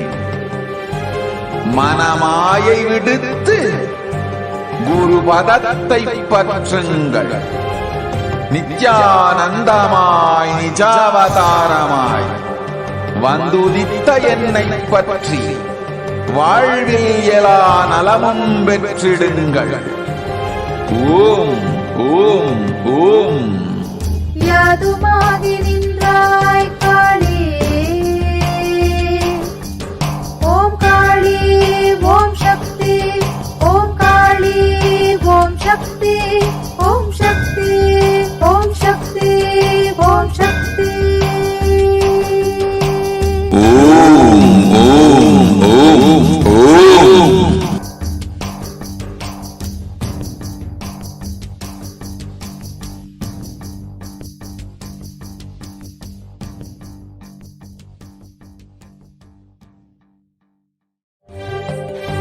காளியின் ஆட்டத்தை ஆனந்தத்தை ஆனந்தத்தொடு ஆடிய ஆட்டத்தை கண்டோர் உயிருக்குளெல்லாம் இறங்கி குண்டலினி உயிர்ப்பிக்கச் செய்து மாய மனத்தின் இருளை அகற்றி மாயம் அழித்து மங்களம் தந்து குரு பக்தியும் சிவ பக்தியும் பரமசிவ பக்தியும் பரமசிவ சக்தியும் அளிக்கின்றேன். மனமாயை விடுத்து குரு பதத்தை பற்றுங்கள். நித்யானந்தமாய் நிஜாவதாரமாய் வந்துதித்த என்னை பற்றி வாழ்வில் எல்லா நலமும் பெற்றிடுங்கள்.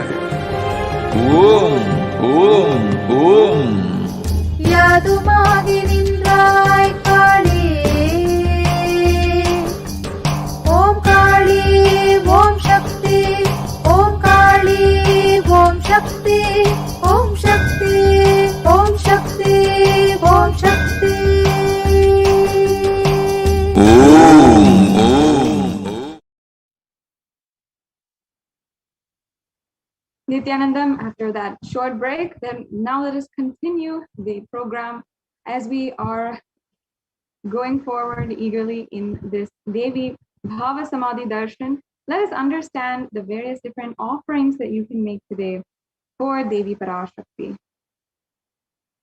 We can go on to the next slide. In Hinduism, it's a religion of gratitude and offering your gratitude to the divine. And not only that, but also all the things around you, even the energies that exist inside of you, the energies that exist in the whole universe. And for every person, for everything, for every animate and inanimate object, we offer our gratitude.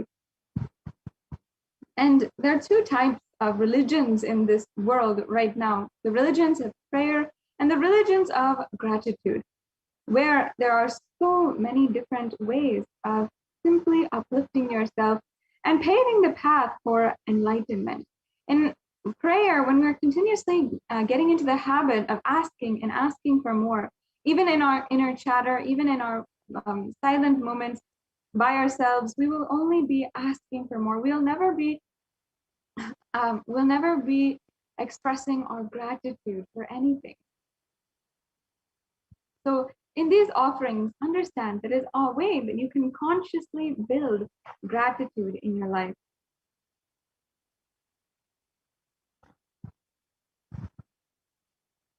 Yes. So in the science of the sacred feminine consciousness, it is understood and accepted that masculine and feminine, both consciousness, have to be expressed equally by every human being to be enlightened. Until enlightenment, only the masculine dimension expresses more than the feminine dimension, irrespective of male or female physical bodies. And even the Supreme Pontiff of Hinduism has explained in detail how this actually works, how awakening the sacred feminine consciousness, it happens in every being, male or female, regardless of the fact if they are, regardless of the fact of their physical gender, but their energies. Even in Devi Parashakti, it's described in the Arunachala Purana how the feminine energy is awakened inside of her. And here we have all of the different aspects that we need to complete inside of us, the 5 dimensions, to achieve enlightenment. Every human being needs to complete with these 5 dimensions to achieve enlightenment. 1 is Putrus, 2 is the Kula Devatas, the 3rd is the parents, 4 is nature, and 5 is Guru.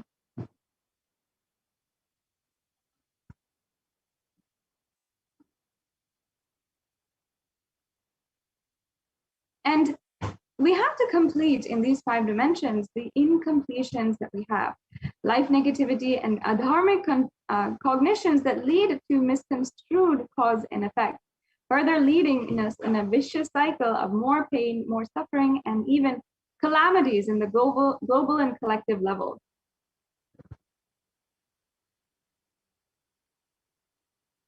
And being sensitive is being aware in gratitude to life. Everything from the air we breathe, from the place to place we sit, the energy that we feel that we exist, and energy to celebrate that we exist. In fact, there are 43 energies inside of us which constitute our very body.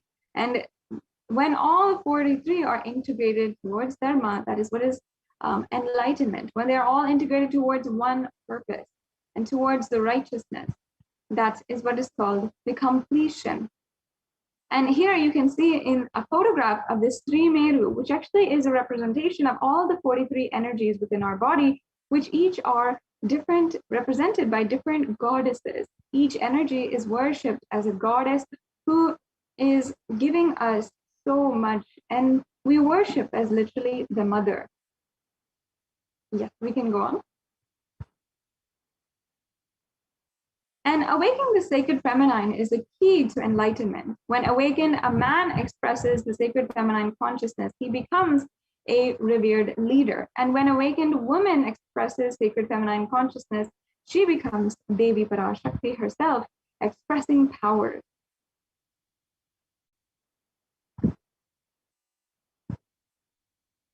Sorry, I think we might have gone back.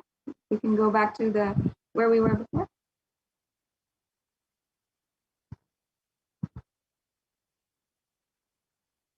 Yes, and the key to awaken your sacred feminine consciousness is conscious sovereignty.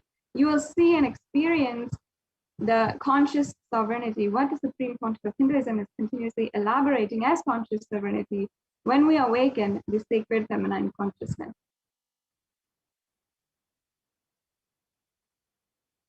And out of millions of paths, the easiest, sweetest, and most beautiful of paths to connect to enlightenment and to achieve enlightenment is connecting with the cosmos as mother, Devi Parashakti, the cosmic feminine energy.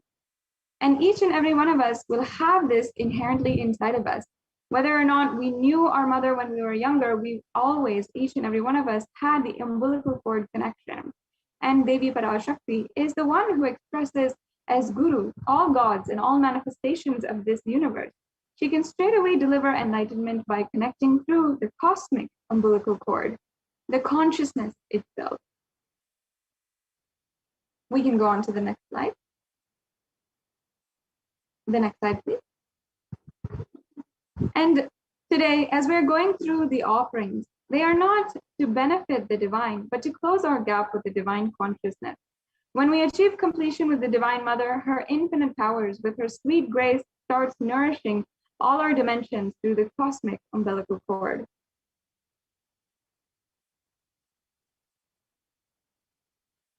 And there is nothing too small or too big that one can offer to connect with the Divine Mother. It has to be from the space of love of a child looking at a mother and handing her what it has to share with out of her deep love and gratitude. It can be a cup of milk or a flower, or it can be a precious jewel to adorn her smiling face or hair.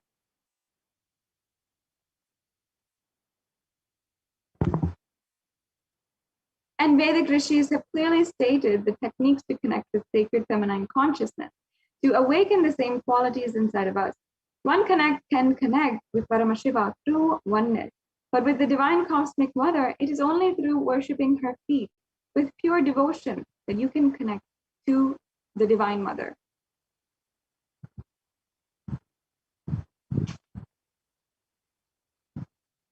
Mother worship is the most non-violent, most peace-centered and healing, soothing, sweetest path to enlightenment among all the traditions on planet Earth. And worshipping the Divine Mother includes contemplating, meditating through sacred offerings of mantras and oblations at her feet.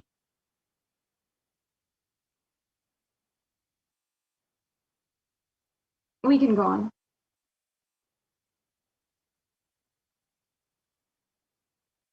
And why Divine Feminine? Because she is ultimate.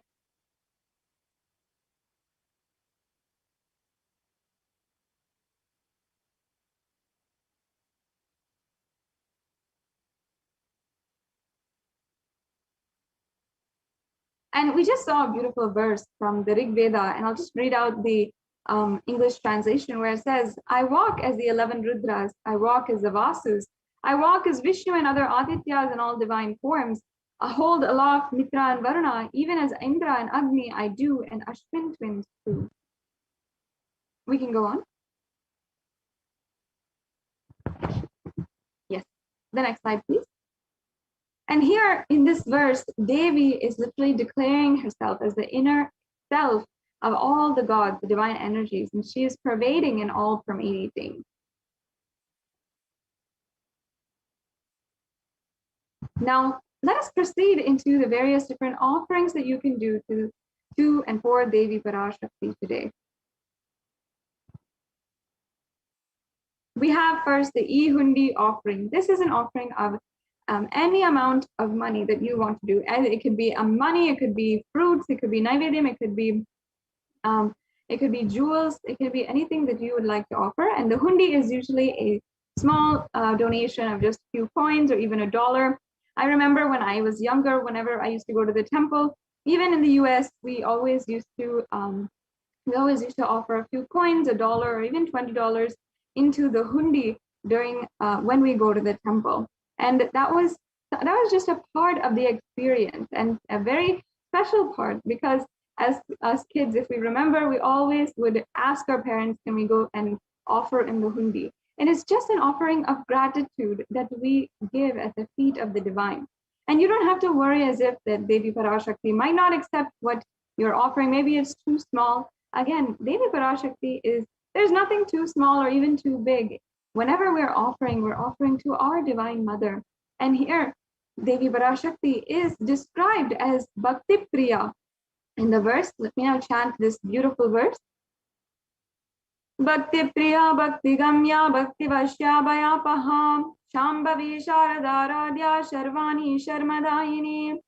Where it says, Devi is fond of true devotion and is realized through true devotion. She can be won over through true devotion and she removes all fears.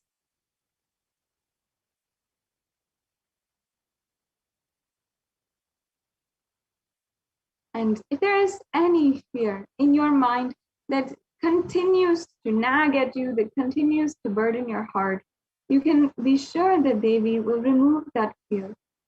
Continuously, every single day, Devi Parashakti has been giving us darshan. And even twice a day, sometimes, Devi Parashakti has come, answered our questions, granted us boons.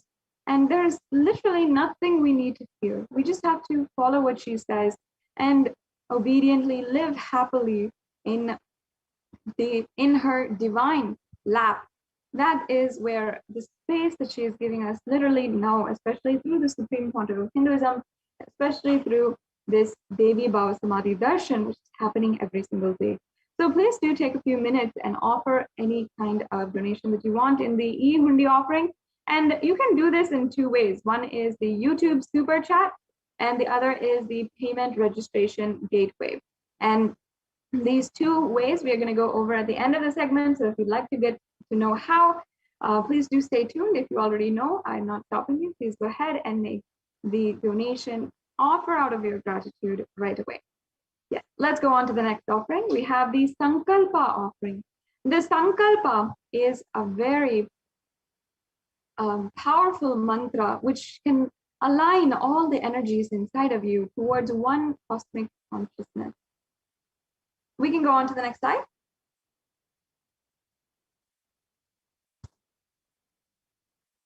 And whatever resolution we have, whether it might be for longer life, for health, for wealth, whatever desire we might want to cause into our reality, we can keep this inside of our inner space and build the space, make the space for it with the chanting of the Sankalpa.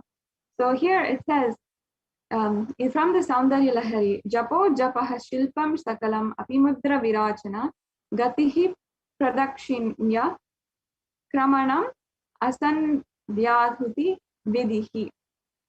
So basically that means, let the mantras I chant with the sacrifice in my soul become the chanting of your name. And literally this shows us that any mantra that we chant can literally become a way that we are inviting Devi Parashakti into our inner space. So you can receive the blessings for both the asked and unasked, remembered, and all the forgotten wishes that you might have had, and manifest that with the grace of Devi Parashakti.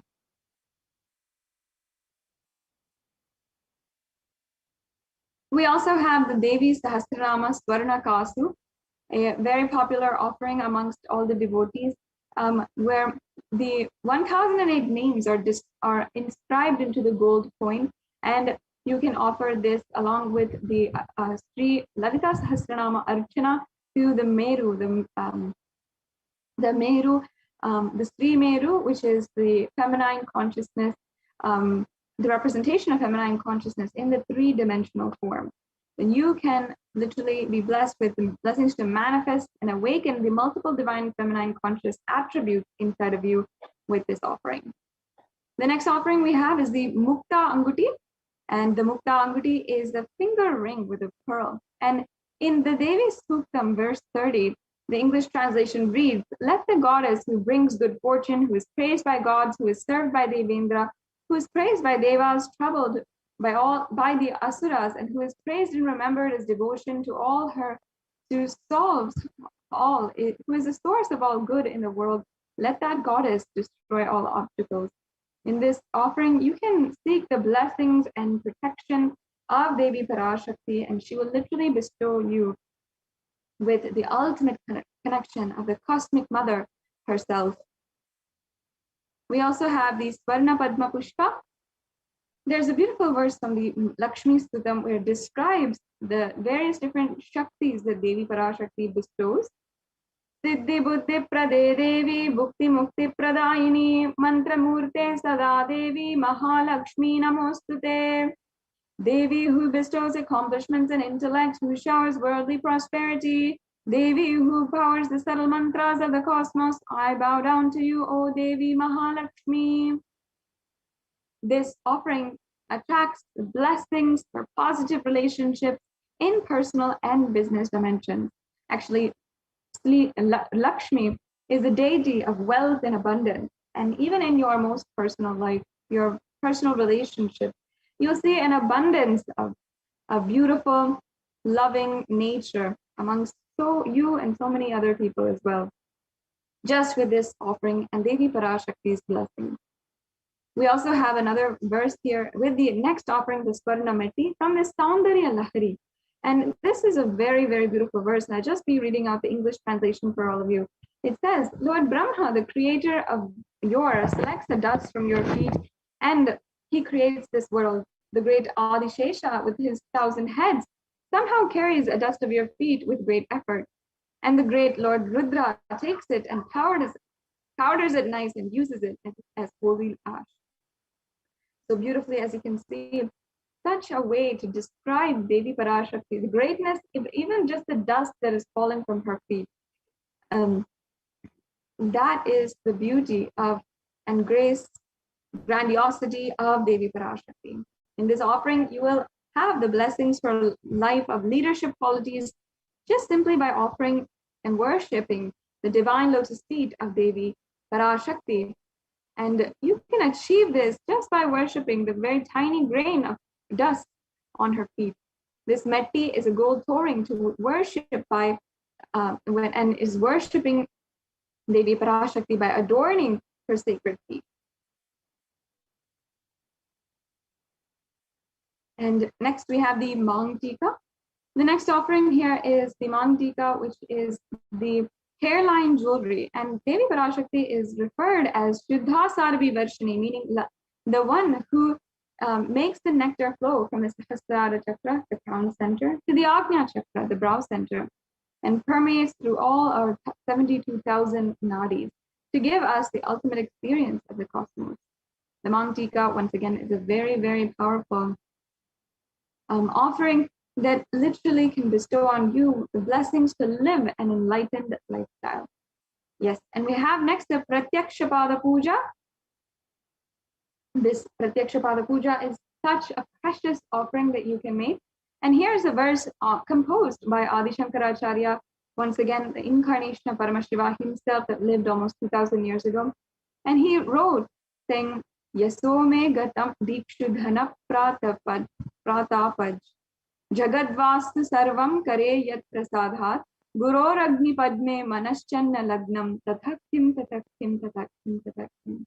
And my pronunciation might be a little bit errors, but the English translation says, my repute has traveled in all directions through my philanthropy and prowess, and all the things of this world are in my hands as rewards of my virtues. Yet if one's mind be not centered upon the lotus feet of the Guru, what then? What then? What then?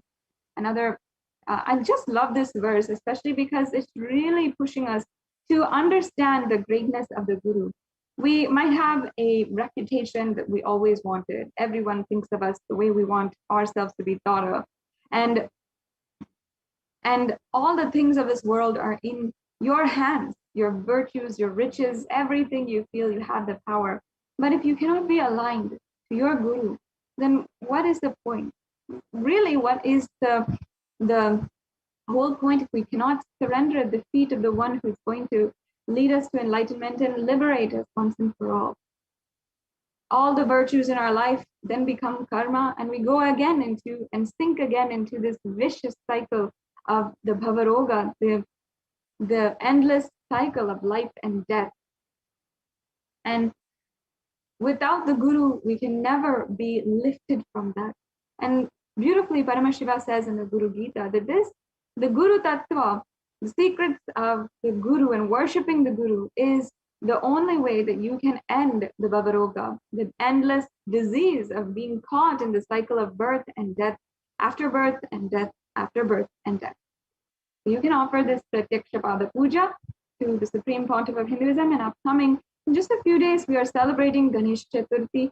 I invite each and every one of you to stay tuned, even connect with us on the various different social media channels in order to hear the announcements for when and what are the festivities on during this Ganesh Chaturthi Brahmotsavam, and when you can offer the Pratyaksha Pada Puja as well as many other different sevas. We also have the Vastra Seva as well. We can go on to the next slide. The Vastra Seva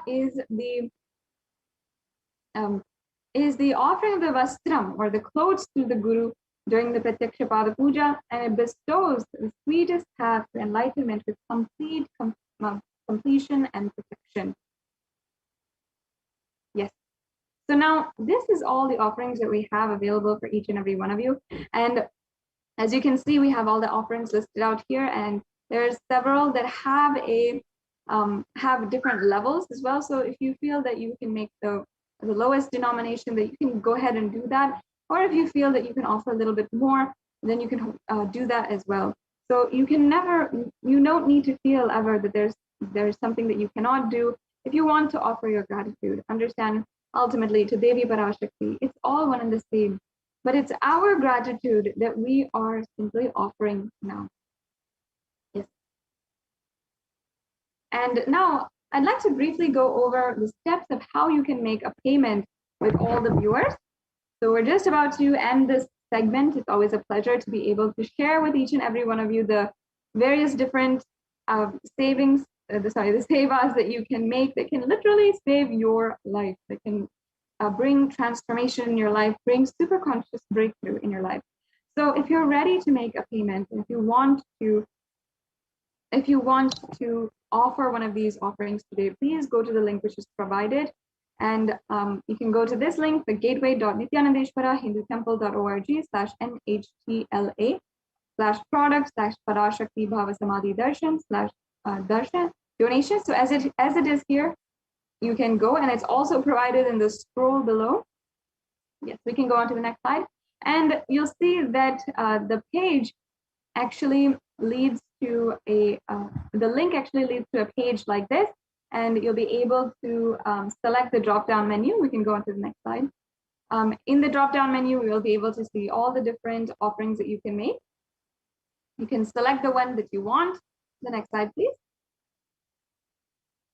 And then you can go ahead and review your cart. And I always would add all the offerings that I want to make. For example, when I would like to offer, when I'm starting a new, perhaps a new venture, a new ambition, I want to seek the blessings of Venkateshwara. I always just make that intention, and I always make the offering for it. And it's always there in my cart as my wish list to make an offering. So you can always do that, and you can add things to your cart. Once you are in this page, make sure that as you are proceeding to the payment, that there is only the offerings that you would like to make and nothing else. And the next slide, please. Now we can, after that, you can press on proceed to checkout and fill out your billing details and your payment details. And as you can see here, we have different options for the cards which are accepted in this gateway. The next slide, please. The other option we have is the YouTube Super Chat. If you want to make a donation through YouTube Super Chat. First, in order to do this, in order to even participate in the chat, we invite each and every one of you to join as a member of our channel, of Kailasa's HDH Nithyananda YouTube channel. And you'll be able to join us and have so many benefits, including 20,000 plus hours of the life of the Supreme Pontiff of Hinduism, which you can sit through and watch and watch and watch every single day whenever you want. And as well, you can join as a member. And I just like to, if we can go to the next slide, we can see how exactly to join. There's several different levels of the membership, and you can join and make a payment. We can go to the next slide. And YouTube also has other options for payments, such as Google Pay, as well as PayPal. So if you want this option, you can go ahead and make an offering through the e-hundi. And once again, this is the link for the payment. And this brings us to a conclusion of this segment in today's program. And I invite each and every one of you to make an offering today and offer your gratitude to Devi Parashakti.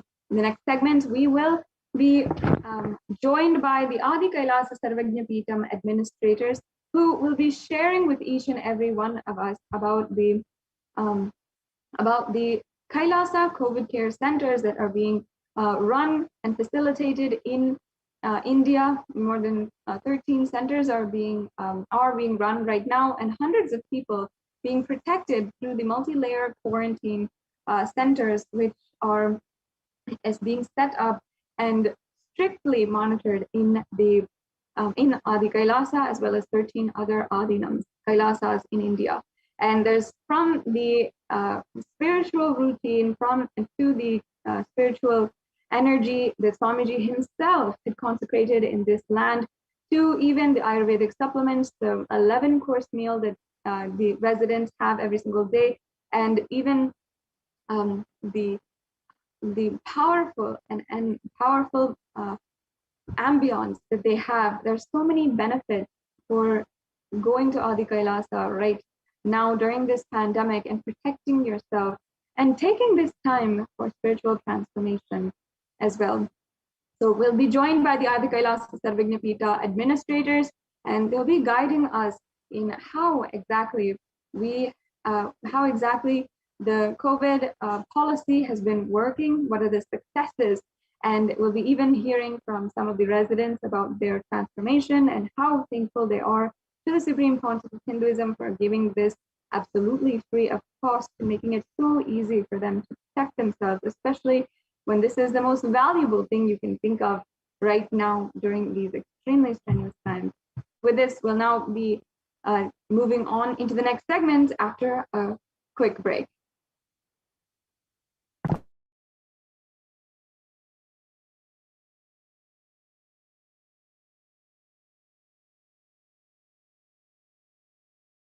ஆட்டத்தை ஆனந்தத்தை ஆனந்தத்தொடு ஆடிய ஆட்டத்தை கண்டோர் உயிருக்குளெல்லாம் இறங்கி குண்டலினிவில் உயிர்ப்பிக்கச் செய்து மாய மனத்தின் இருளை அகற்றி மாயம் அழித்து மங்களம் தந்து குரு பக்தியும் சிவ பக்தியும்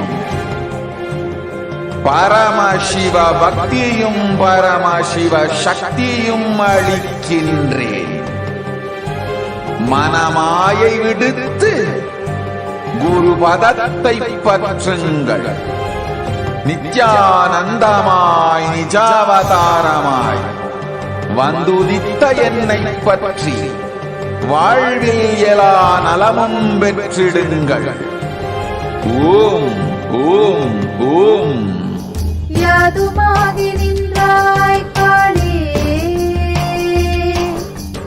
ஓம் காளி ஓம் சக்தி, ஓம் காளி ஓம் சக்தி, ஓம் சக்தி ஓம் சக்தி ஓம் சக்தி. ஓம் ஓம் ஓம் ஓம்.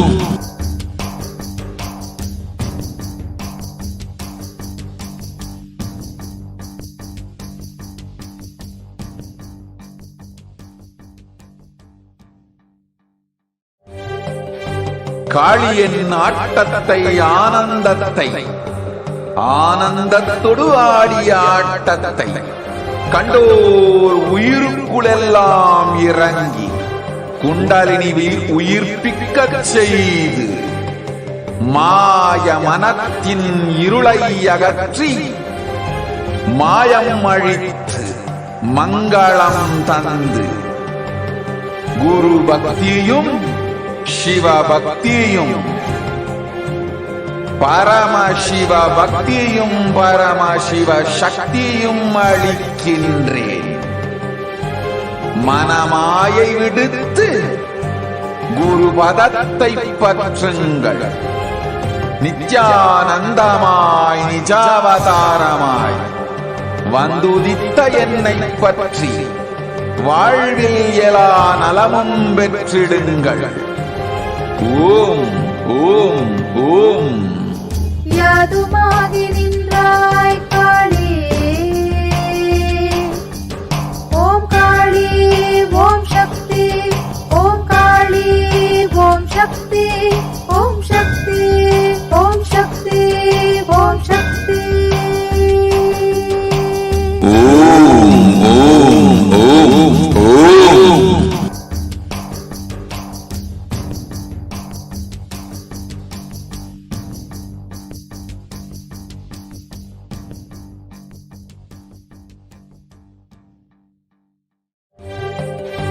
காளியின் ஆட்டத்தை ஆனந்தத்தை ஆனந்தத்தொடு ஆடிய ஆட்டத்தை கண்டோர் உயிருக்குளெல்லாம் இறங்கி குண்டலினி உயிர்ப்பிக்கச் செய்து மாய மனத்தின் இருளை அகற்றி மாயம் அழித்து மங்களம் தந்து குரு பக்தியும் சிவ பக்தியும்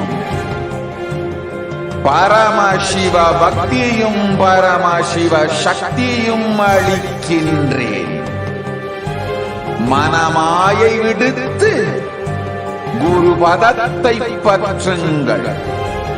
நித்யானந்தமாய் நிஜாவதாரமாய் வந்துதித்த என்னை பற்றி வாழ்வில் எல்லா நலமும் பெற்றிடுங்கள். ஓம் ஓம் ஓம். யாதுமாகி நின்றாய் காளி, ஓம் காளி ஓம் சக்தி, ஓம் காளி ஓம் சக்தி, ஓம் சக்தி ஓம் சக்தி ஓம் சக்தி. ஓம் ஓம் ஓம் ஓம்.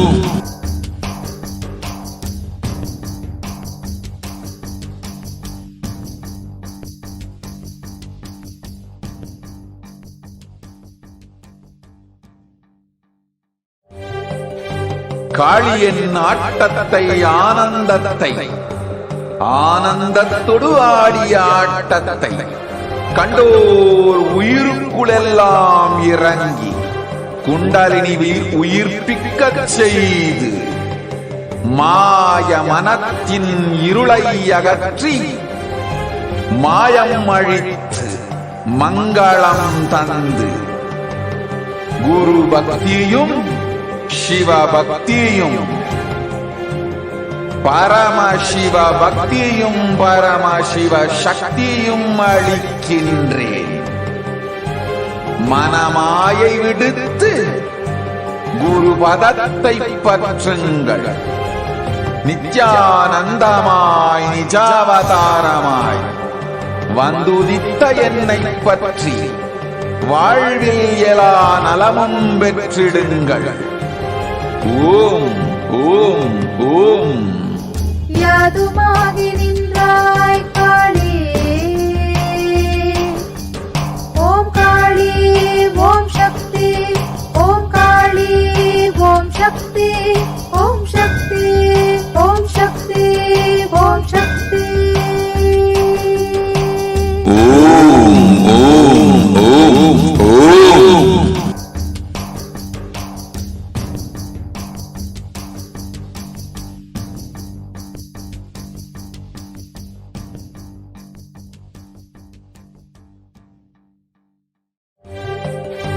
காளியின் ஆட்டத்தை ஆனந்தத்தை ஆனந்தத்தொடு ஆடிய ஆட்டத்தை கண்டோர் உயிருக்குளெல்லாம் இறங்கி குண்டலினி உயிர்ப்பிக்கச் செய்து மாய மனத்தின் இருளை அகற்றி மாயம் அழித்து மங்களம் தந்து குரு பக்தியும் சிவ பக்தியும் பரமசிவ பக்தியும் பரமசிவ சக்தியும் அளிக்கின்றேன். மனமாயை விடுத்து குரு பதத்தை பற்றுங்கள்.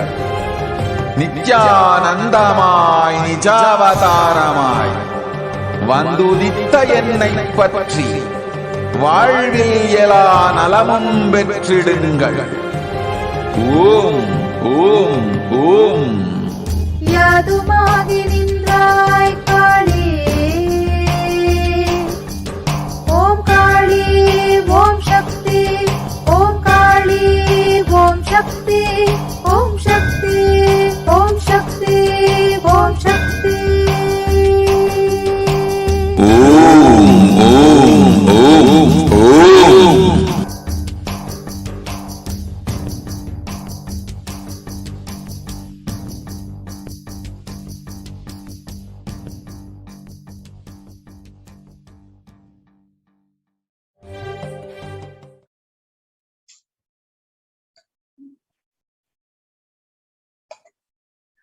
Nithyanandam, welcome back. With the blessings of the Supreme Pontiff of Hinduism, in this segment, we are going to learn about the Kailasas, the de facto spiritual embassies, which are now COVID care protection centers. Let's start with the Sadguru Vandanam. Nithyanandam Paramashivoham Kevalam Jnanamurtim Dvandvatitam Gaganasadusham Tattvamasya Ekam Nityam Vimalamachalam Sarvadi Sakshibhutam Bhavatitam Trigunarahitam Sadgurum Tam Namami.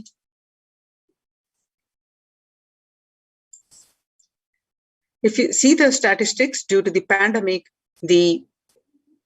across the world, according to the statistics, the younger adults are more likely to report symptoms of anxiety and or depressive disorders during the COVID-19 pandemic.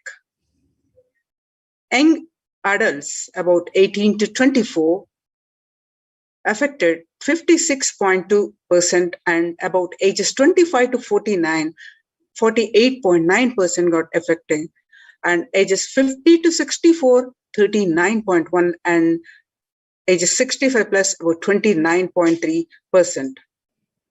The average share of adults reporting symptoms of anxiety disorder and or depressive disorder, January to June, it's in 2019 itself is 11%, and in January 2021, it is raised up to what it was in 6 months period, 11%. In just 1 month, it raised to 41.1%.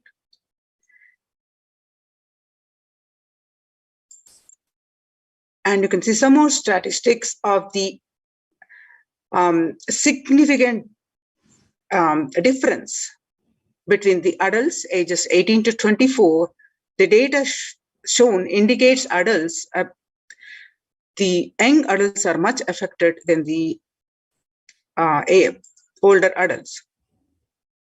So what employees say, they feel more than half the time at work. What they're feeling, most of them, about 34% say they are tired, and 34% say they are stressed, and 27% say they are burnt out, and 22% say they are discouraged, and 19% say they are distracted, and 17% say they are depressed. So nearly 8 in 10, about 78% say the coronavirus pandemic is a significant source of stress in their lives.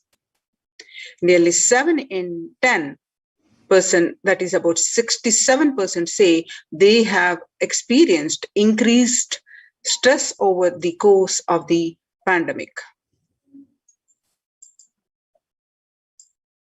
1 in 4 essential workers, which is about 25%, diagnosed with a mental health disorder since the start of the pandemic.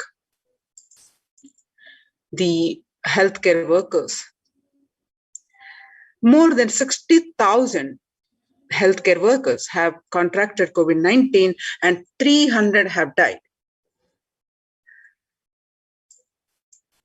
Of the healthcare workers who treated patients during the China's COVID-19 outbreak, 50% showed signs of depression and 45% showed signs of anxiety. The self-reported mental health among the pregnant women, new mothers. So before COVID-19 pandemic, the depression levels were about 15%. And now, during this pandemic, it raised to 40.7%. And anxiety level, what it was 29% before the COVID-19 pandemic, now during this pandemic, it raised to 72%. US cases of depression have tripled during the COVID-19 pandemic. A large study finds a dramatic increase in the number of adults in the United States reporting symptoms of depression during the COVID-19 pandemic. The number of adults experiencing depression in the United States have tripled, according to a major study. Researchers estimate that more than 1 in 4 US adults now report experiencing symptoms of depression. Before the pandemic, 8.5 of US adults reported being depressed. The number has risen to 27.8 as the country struggles with the COVID-19.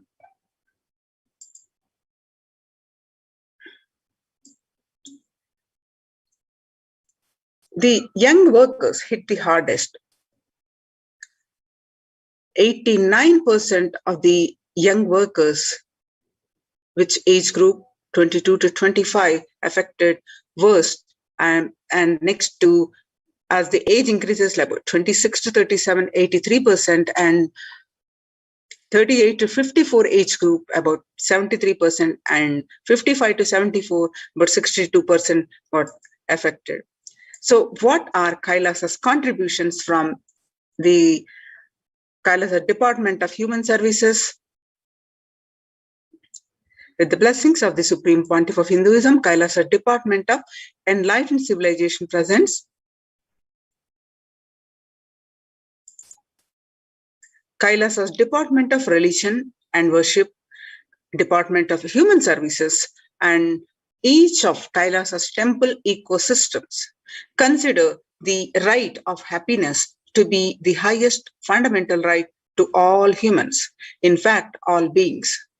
The ultimate goal for Hinduism and Kailasa, led by the Supreme Pontiff of Hinduism, Jagadguru Mahasannidhanam, His Divine Holiness Bhagavan Nithyananda Paramashivam, is the material and spiritual well-being and prosperity of humanity. Kailasa is a place where everything related to superconsciousness is revived. All the sampradayas, a sampradaya is a multiple arms or sects of Hinduism, and each exploring the science of awakening the individual's peak possibility, unique, time-tested, foolproof way.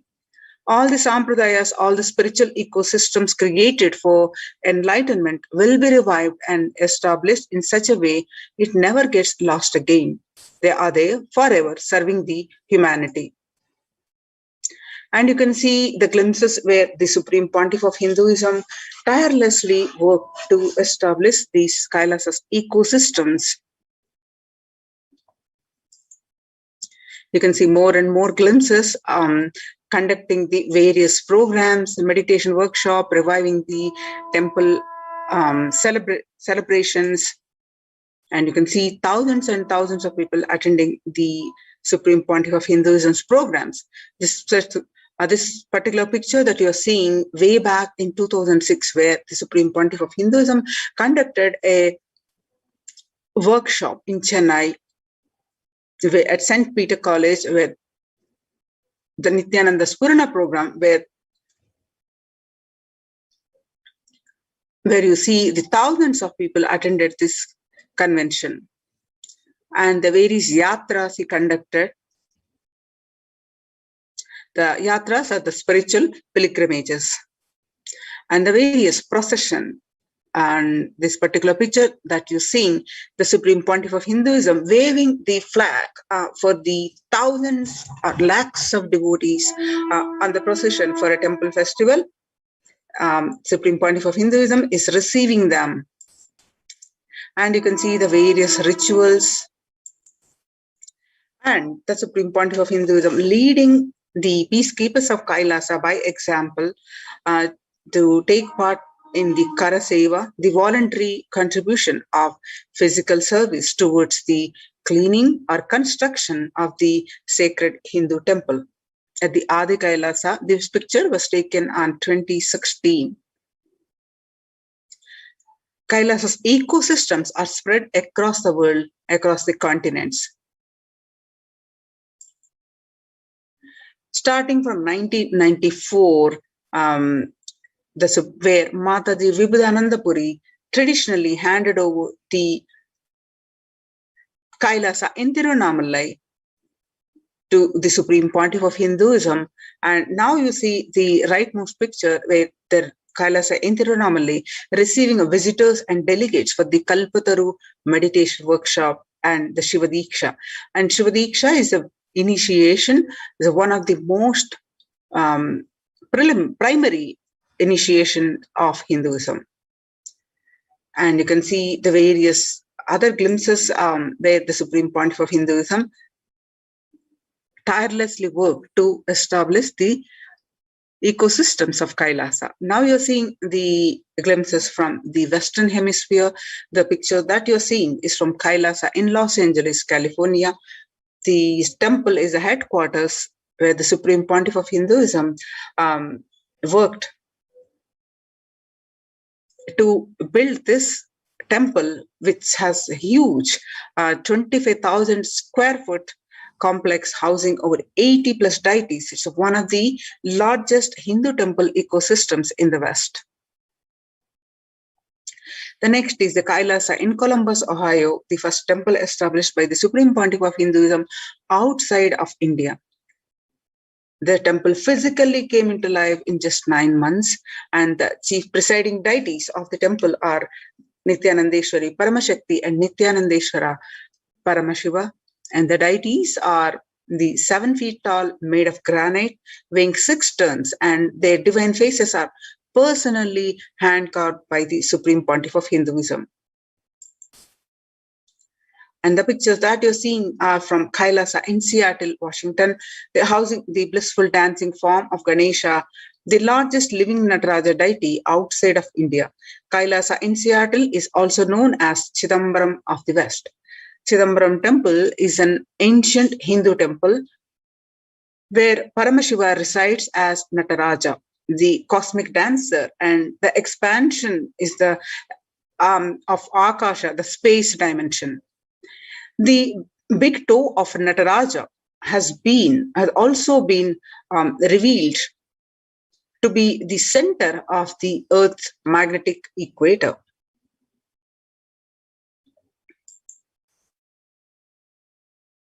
Now we're seeing the pictures are from Kailasa in San Jose, California.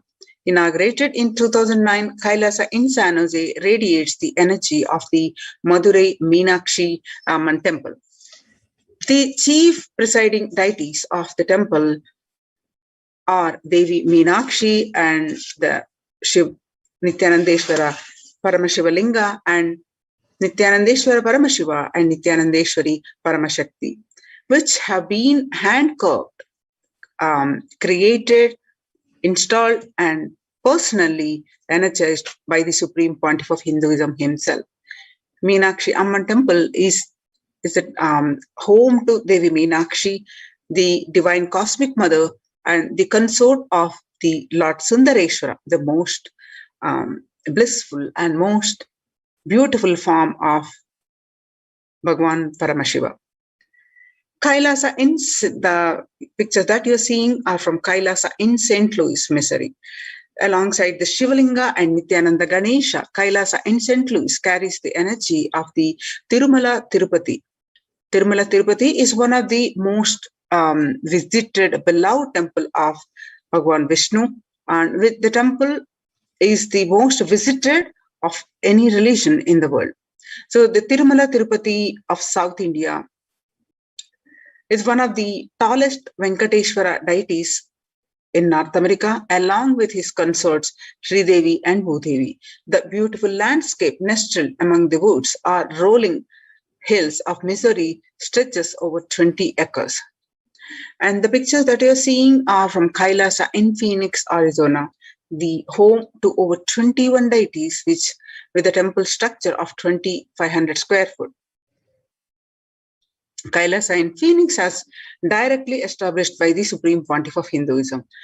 Kailasa in Houston, Texas, formally inaugurated by the Supreme Pontiff of Hinduism in 2017.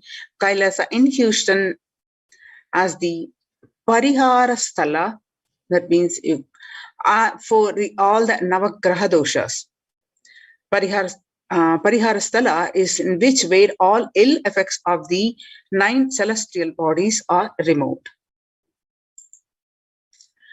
Now the picture that you're seeing are from Kailasa in Toronto, Canada, inaugurated in July 2011. Kailasa in Toronto is the only Hindu temple in the West with all the 63 Naimanas and the 18 Siddhas residing as deities. The temple deities here are seated exactly as they existentially preside in Kailasa around Paramashiva, the primordial deity of Hinduism. Naimanas are the most endearing, the notable saints of Hinduism, and the Siddhas literally mean the accomplished or perfected ones. And the Kailasa in Toronto is active and alive from 2011 onwards. The Kailasa in Toronto has been blessed to radiate the super consciousness energy of Kailasa. This temple ecosystem goes on providing various temple services to the community, such as Annadan and traditional Hindu ceremonies. And the participants of the Kailasa's ecosystems do practice various spiritual practices, and one of it is the early morning ritual, that is the morning spiritual routine, and in these ecosystems of Kailasa. And the Supreme Pontiff of Hinduism, during Devi Bhava Akashic readings, revealed how important it is to join these ecosystems to protect from this pandemic and for the overall health, wealth, and the joy and experience the growth in all dimensions. So on 12th May 2021, Devi revealed that I came as Nija Avatar. I'm blessing you, listen. People, listen. To do good to all of you, I have taken the form of Nithyananda and came down as Nija Avatar. People of India, listen, carefully listen. Time after time, Bharatam is Jnana Bhumi, where enlightened beings comes, and we cannot make Jnana Bhumi as infertile. Enlightened beings have to come, they have to live, and it has to flower. Few hypocrites, because they are stuck in delusion, we cannot sacrifice the world. Cosmos cannot be destroyed. The ship I did to save the cosmos from being destroyed, that is called Adi Kailasa. The ship I did to protect beings from Pralaya in Adi Kailasa.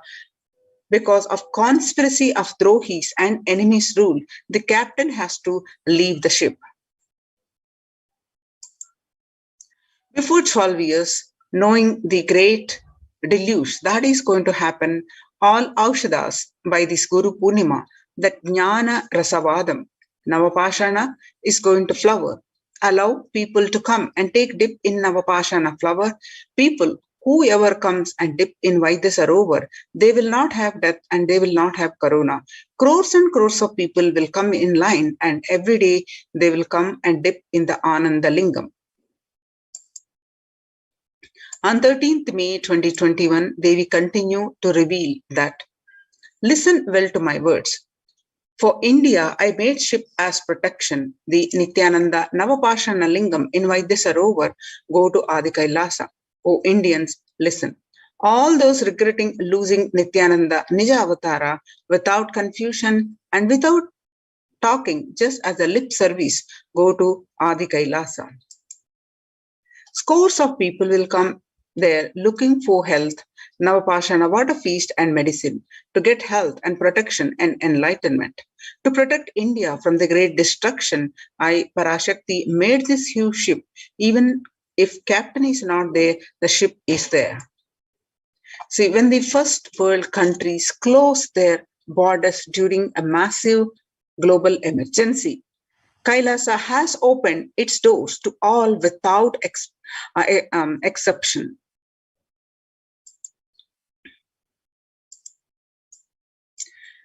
The morning spiritual routine. The participants of this ecosystems they start the day with the morning spiritual routine. The morning spiritual routine is the fuel to reach Kailasa. Morning spiritual routine and the chemical changes it brings in you and the healing it does in your system and the biological rhythm it sets in your system. All of them are very important. It is an important fuel for you to experience the multiple dimensions of the universe, spiritual routine and integrity to the spiritual routine. Initiations are completely private. It's between the devotee and the Supreme Pontiff of Hinduism. The members of Kailasa's preventive multi-layered quarantine initiative take part every day in the morning spiritual routine here in Adi Kailasa Sarvajna Peetham. The morning spiritual routine consists of the Nithyananda Yoga, Panchakriya, Nitya Prataksha Paduka Puja, and the Kashayam, which is the herbal drinks like neem juice, and the Nitya Satsang by the Supreme Pontiff of Hinduism.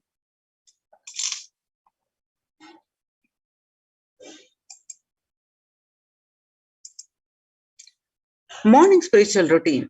Tune your biological clock to the spiritual practices because the chemistry you enjoy inside matters.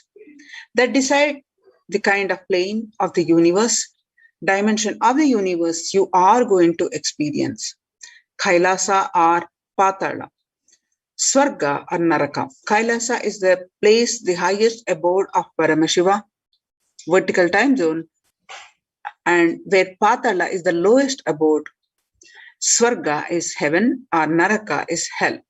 So morning spiritual routine is the direct path to Kailasa. The Supreme Pontiff of Hinduism says, the person who is in love will wait to spend time with the beloved. If you are a seeker, you will be waiting for these 5 hours every day because that is the time you get near what you are seeking closely. A person who is in love will be waiting to spend time with the beloved. A person who is seeking will be waiting to spend these 4 hours because this is the time you get closest to what you are seeking. Your seeking takes shape into the system when your beloved comes near you and if you are tired and the love is gone and dead. So during this routine, if you are bored and your seeking is gone and dead, so you need a thorough overhauling inside you and you need to ask yourself and you need to question many of your answers and you need to bring the pure questioning back to your life.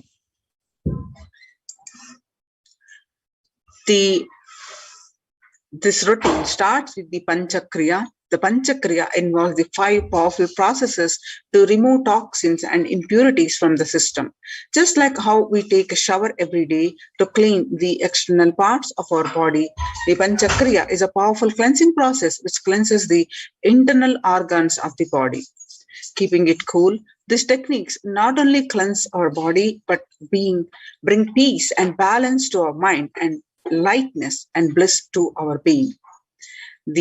After the Panchakriya, you do the morning yoga. When you do the yoga, you experience your entire body becoming Amrita Sharira. That means the body filled with the nectar. It becomes an ecstatic body just by the air without any external touch. Then the morning puja. You experience the space of bhakti, the devotion, the space of surrender that comes to you from this devotion moves you from the I, which is so heavy, to God or Guru. This surrender allows us to drop all the unnecessary baggage from the head. One of the beautiful puja in Hinduism is Rudrabhishekam. In Rudrabhishekam, we offer the sacred bath to the Shivalinga while chanting the powerful mantras. The Shivalinga is a deity which beautifully represents the divine. Its form indicates how God is beyond form and formless. We sit down and connect with God by performing Rudrabhishekam. O Sadashiva, I know you are the source of everything. You are everything and you are in this Shivalinga and you are in this body.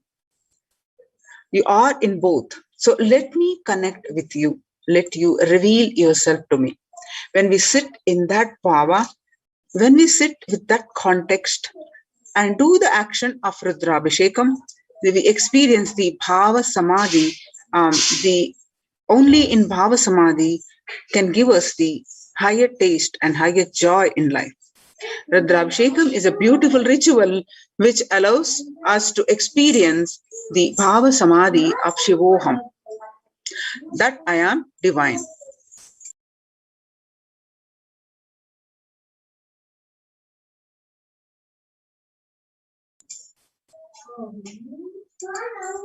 So morning spiritual routine,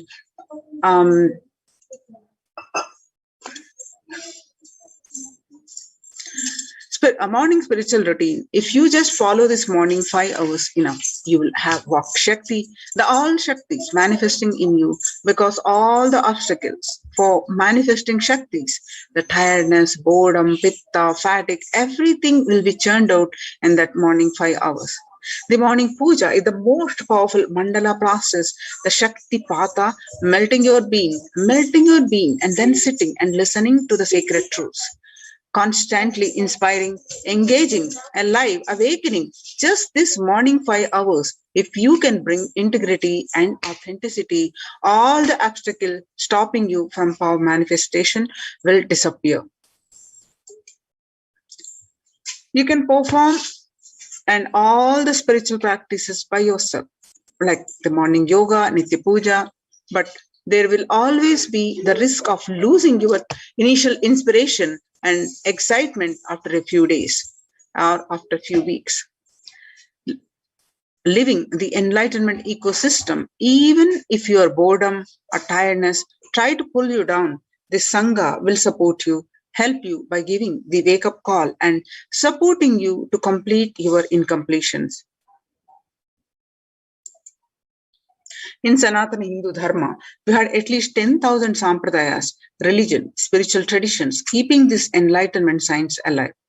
Each Hindu sampradaya is a spiritual ecosystem created for keeping enlightenment science alive.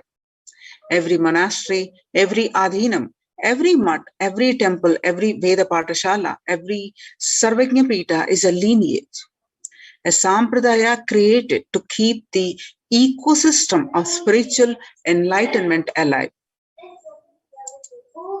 Some may be Shakta,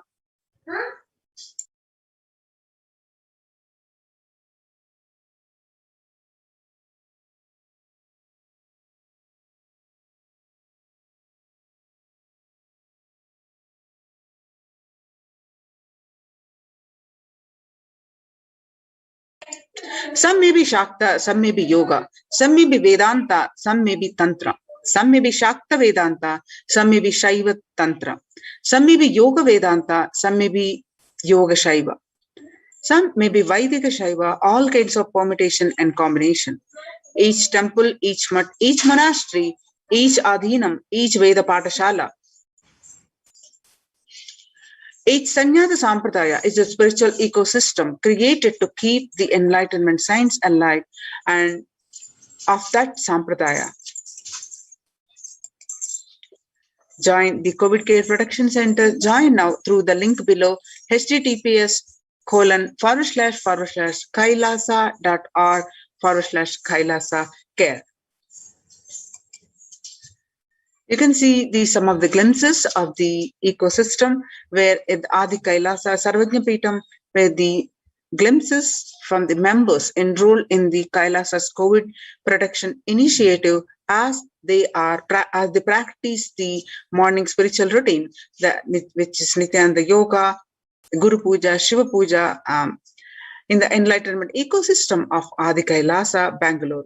The morning spiritual routine makes up the first 5 hours of everyone's day and is one of the most fundamental and vital practice for a seeker. Anyone who are on the path to achieve enlightenment, to achieve the ultimate super consciousness space of Paramashivoham.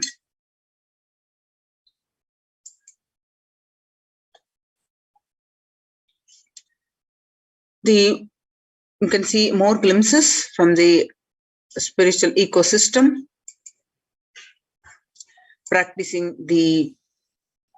doing the morning spiritual routine.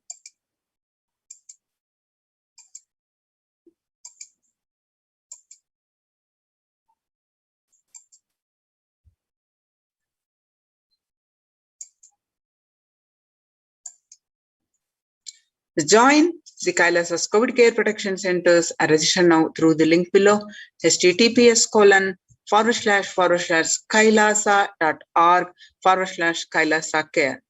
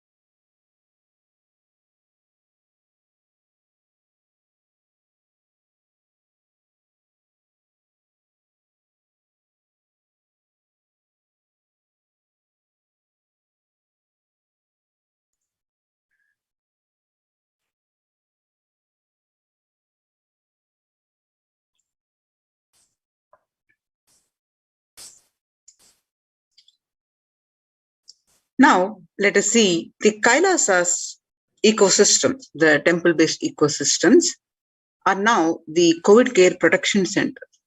These Kailasa's multi-layered quarantine, they are all multi-layered quarantine to protect each one for the highest measure. The micromanagement of safety measures have taken place, and they are now recognized by the United States and got published in their website, ohchr.org. See, Kailasa's multi-layered quarantine opportunity is available for India during the COVID-19 as a practical solution resulting in health, joy, and bliss. So with the blessings of the Supreme Pontiff of Hinduism, let's understand in more detail.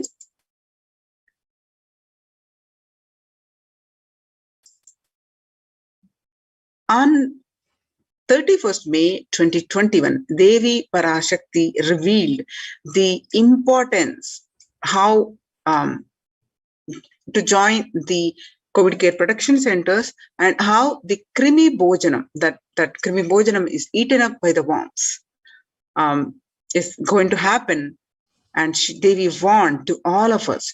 So let us listen. This particular clip is in Tamil, and we are going to present after that in the translation of this clip.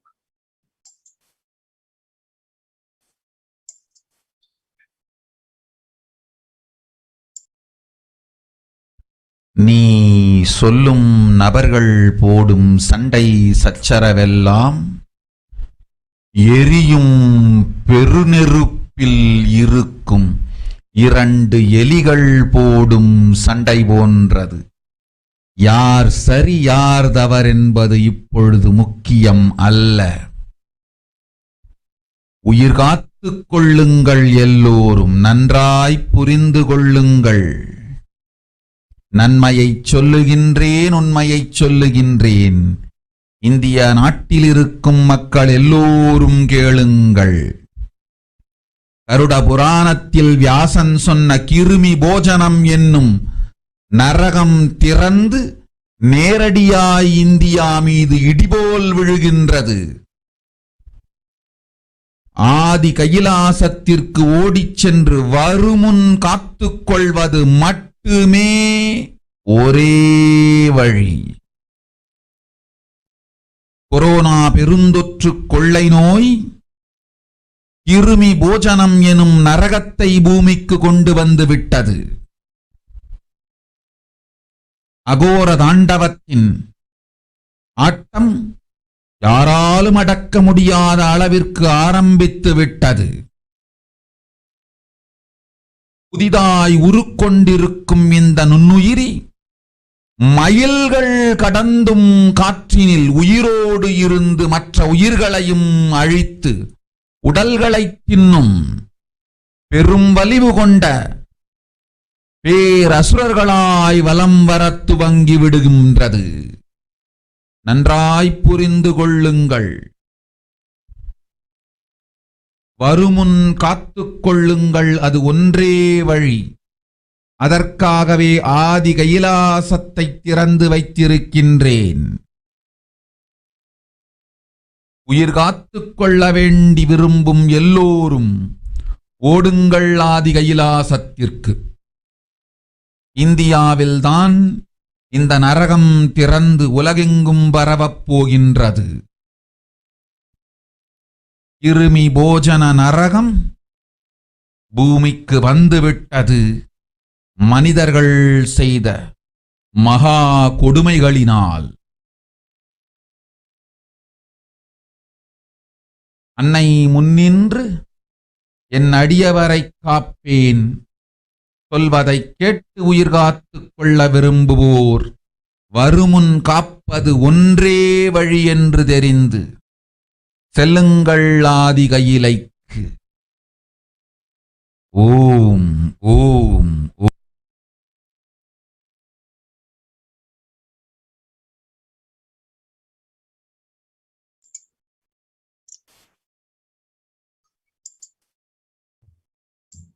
The translation, what Devi Parashakti revealed in Tamil language, that everyone in India, all of you listen, the hell of Krimi Bhojanam, that was mentioned by the Vyasa in Garuna Puranam, has opened and is directly falling on India as a thunder, running to Adi Kailasa and protection. The protection by the preventive, joining the preventive care centers. From it is the only way. Deadly corona life-taking disease has brought the hell known as Krimi Bhojanam to earth. The dance of Aghora Thandava, which no one could control, has started. This microorganism that has formed will be alive in air for miles together, destroying other souls. It will eat bodies. It has started roaming as great demons with tremendous strength. Understand properly, prevention is the only way. For that, I have opened Adi Kailasa. For those who want to save their lives, all of you run to Adi Kailasa. Only in India, this hell is going to open and is going to spread to the whole world. The Krimi Bhojanam hell has come to the earth because of the suffering done by the humans. Mother, I will protect those who are at my feet, those who listen to me and wish to save their lives. learning that prevention is the only way. Go to Adi Kailasa. The Krimi Bhojanam or Krimi Bhojana, Krimi is one of the 28 hells. It is hells described in Hindu scriptures, where people are sent to suffer in a pit to be eaten up by the worms. In Garuna Purana, the cosmogony of hell and the nether regions. And also there is a reference in various references in Devi Bhagavata Purana. Devi Bhagavata Purana, chapter 21 on the narrative of hells, and on chapter 22 of Devi Bhagavata Purana on the narrative of the sins leading to hells, and in Shiva Purana, the various references, and in chapter 16, uplift from the hell, the section 5, and in Skanda Purana, chapter 12, redemption from hells, and chapter 2, the merit of visiting Setu, and chapter 30, glory of Danishkoti. The Brahma Purana, chapter 20, hells in nether regions, and chapter 106, sufferings in hell.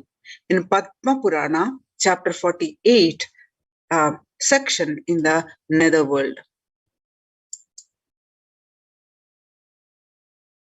And you can see the statistics across the world.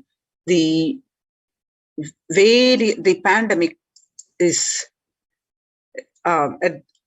affecting millions of people, losing their jobs and increasing in anxiety, mental related disorders, and famine, insecurity. And on the top, now the world's most infectious disease is now airborne. Scientists say now, authorities think also that it is airborne. A quiet revolution has permeated global health crisis. Authorities have come to accept what many researchers have argued for over a year. The coronavirus can spread through the air. That new acceptance by the World Health Organization and the US Centers for Disease Control and Prevention comes with the concrete implications. Scientists are calling for ventilation systems to be overhauled by, like public water supplies were in 1800s after fetid pipes were found to harbor cholera. The cleaner indoor air won't just fight the pandemic. It will minimize the risk of catching flu and other respiratory infections that cost the US more than $50 billion a year.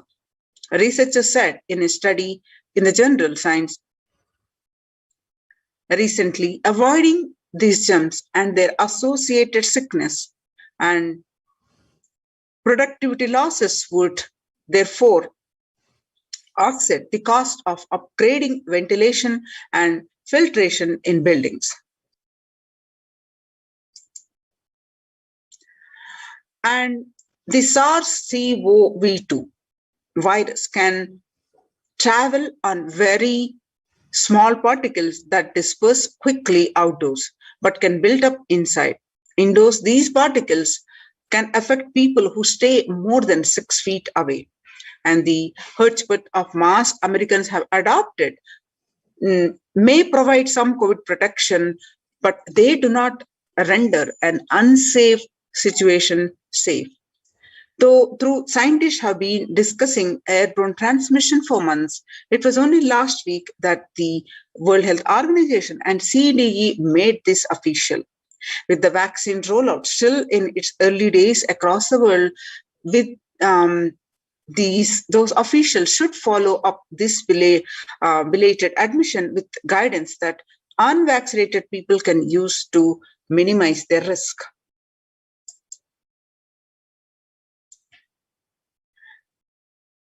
In a letter, what have scientists told to the World Health Organization?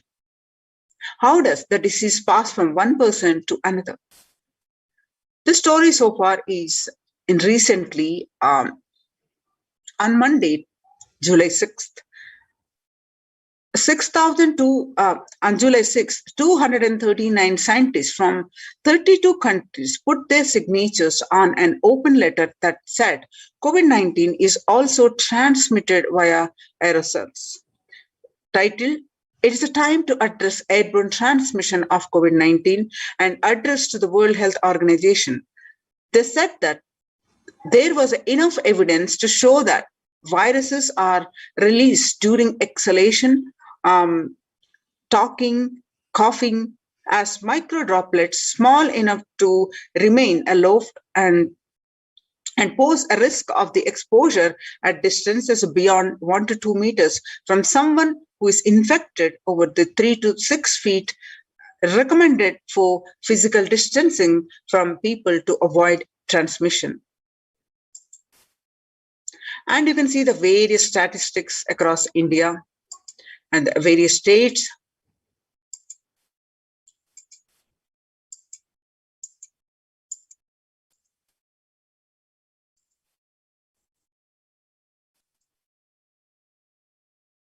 And you can see the district-wide confirmed cases and the health infrastructure.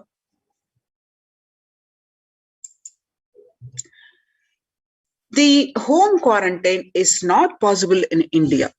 The statement made by the Indian government.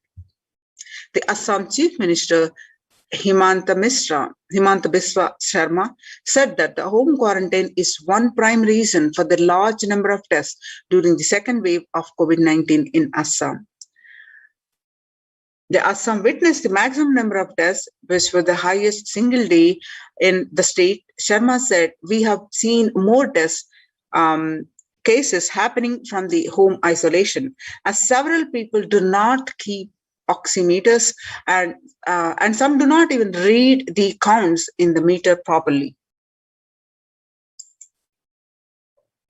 The Maharashtra government recently announced the decision to stop home quarantine in 18 districts, which show higher COVID positivity than the state's average. The state public health Minister Rajesh Tope said that the decision is taken to ensure better health facilities to patients in districts which are showing higher positivity rate.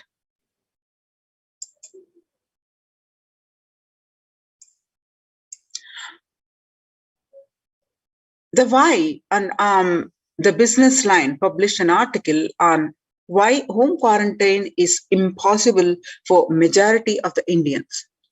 About 41% of the houses have just a single room, which is shared by about 5 persons. About 41% households in India have just one room or don't have an exclusive living room, and about 5 people share such accommodations. About 32% of the households have 2 rooms, and adding to the O's is the fact that only 47% of the household have access to water and within the premises, and 42% don't have a bathing facility within the premises. Self-isolation for COVID-19 is impossible for 40% of Indian families. In order to utilize the India's healthcare infrastructure optimally to manage the expanding fallout of coronaviruses, the central government on 27th April signaled a change in approach from mandating that every person who tests positive for the virus be moved to isolation beds in dedicated hospitals or units. The government allowed home quarantine for those with mild symptoms, and the key additional conditions was that their house should allow for self-quarantining. That in India, it's easier said than done. According to the census 2011, about 42% of Indian households were living in houses where an average 3 or more people were sharing a room. In the context of coronavirus, this challenge of physical distancing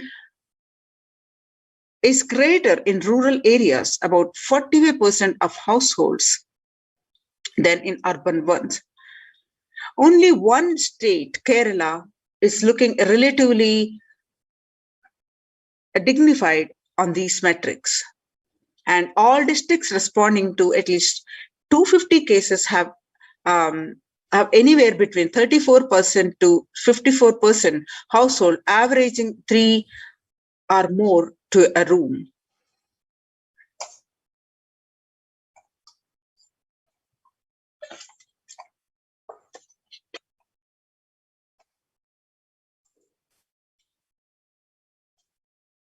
The COVID-19 crisis, where is the space for home quarantine in cities? In New Delhi, the health ministry last week said most of the coronavirus had been asymptomatic or mildly symptomatic and had advised home isolation for such people. It also said that 65% cases across the country were reported from metros and big cities. However, census data suggests, and experts also agree, that following the ministry guidelines on home quarantine is near impossible, particularly in urban households. The guidelines on home quarantine say the person showing COVID-19 symptoms has to remain isolated in a well-ventilated room, preferably with an attached toilet. If other family members need to stay in the same room, it's advisable to maintain a distance of at least 1 meter between the two.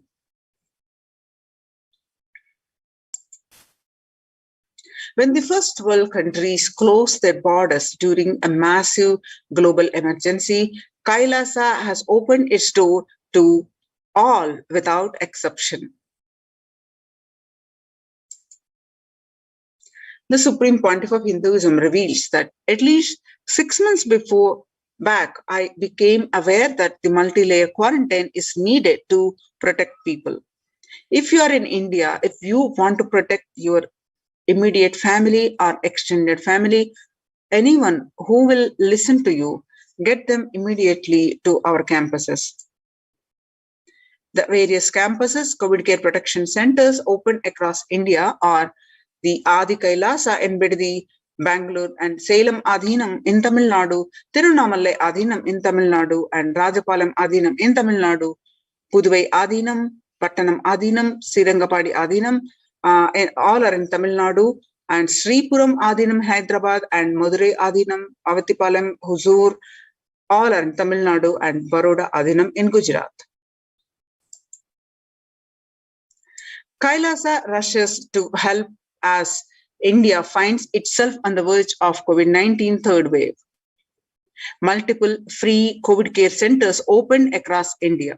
The various social services offered during the pandemic in Nithyananda, the ecosystems across the India, the spiritual services offered during the pandemic, and the cosmic revelations about the pandemic. The free social services offered during the pandemic across the ecosystems across India, the medical care, they include allopathy, Ayurveda, and the Siddha medicine, and the fire safety equipment maintenance infrastructure to accommodate thousands, and accommodation for multi-layered quarantine, and emergency ambulances and ICU on wheels, personal protective medical equipment, and groceries collected for Annadan and organic farming. Join the Kailasa's COVID protection centers. Register now through the link below, https://kailasa.org/Kailasa-care. Now let us see the glimpses how the micromanagement of the multi-layered quarantine. In the aspect of medical team, the Department of Health on COVID protection for the Adi Kailasa Sarvajnapeetham, which is also replicated in all other adhinams. The medical team, the immunity boosters and COVID care, the supplements procurement, the allopathic immune boosters are Zincona, vitamin D, and vitamin C. And through Ayurvedic medicine, the immunity boosters are being provided to protect all the residents of Adi Kailasa Sarvajna Peetham. Steaming once a day with tulsi, eucalyptus, nochi, and turmeric leaves, and all these herbal leaves are taken from the healing trees here in Adi Kailasa. Twice a week, consumption of Kabasura Kundanir, a mixture of pepper, ginger, and clove, and other ingredients extensively aimed for boosting the lungs, improving the respiratory system, and treating infections conditions such as cold, cough, and fever. The Neelavemba Kundanir is to be taken once a week, and the Agatya Lehyam 5 days, and Tali Sadi Vatakam 3 to 4 tablets per day for 5 days, and the Indugunta Kashayam, then Amritottara Kashayam, both for 5 days, 1 teaspoon with 50 ml of warm water.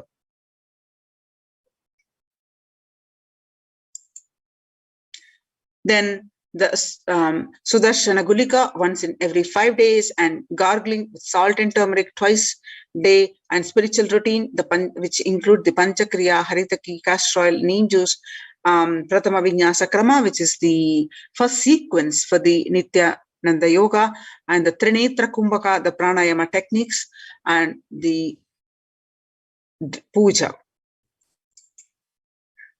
The basic sanitation and safety practices.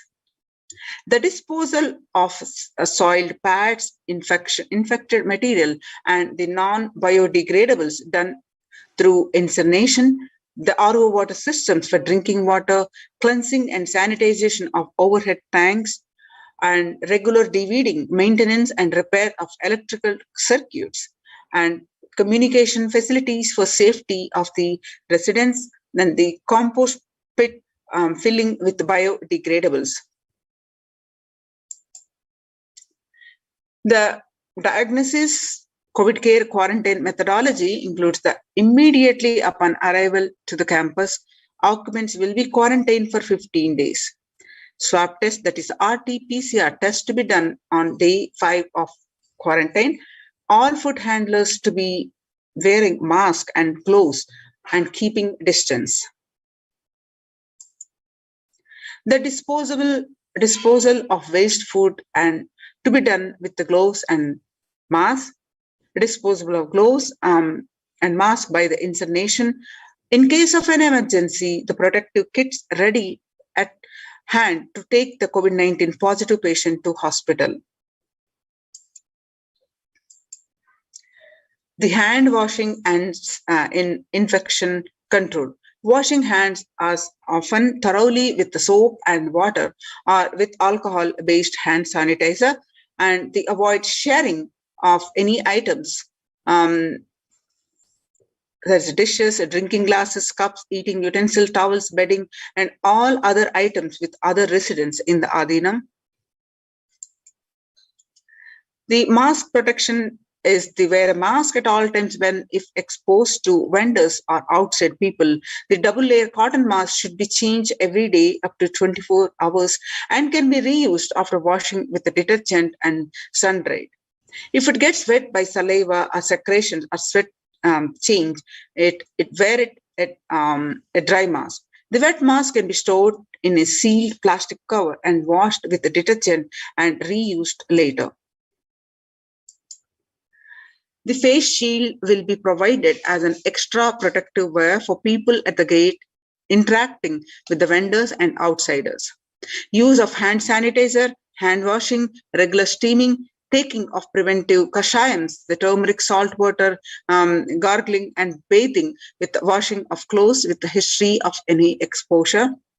If symptoms appear, that is cough, fever, difficulty in breathing, he or he should immediately inform the medical person in charge immediately.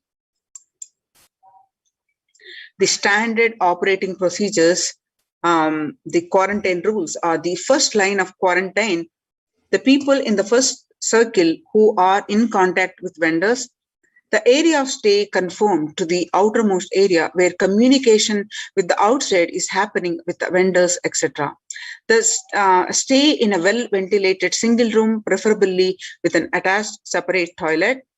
And person should not be into contact with inmates of Adhinam, especially elderly people, pregnant women, children, and persons with comorbidity, that is, people who have hypertension, diabetics, heart problems, asthma, etc.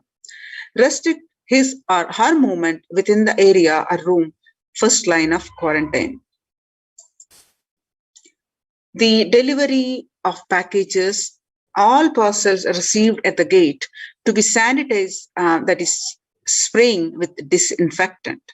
All deliveries will be contactless delivery, and wearing of face coverings and hand gloves are mandatory if contactless delivery is not an option or request to the delivery to be left in a protected and isolated plane. The outer packaging of the items product will be disposed before it enters the Adhinam. Packages will be quarantined before being delivered. All the delivery bags, boxes, and containers will be thrown away after transferring the items to their respective places. The surfaces of the package will be cleaned with a simple disinfectant and left to dry. All hands handling the packaging will be thoroughly washed with soap and water and or antibacterial solution frequently.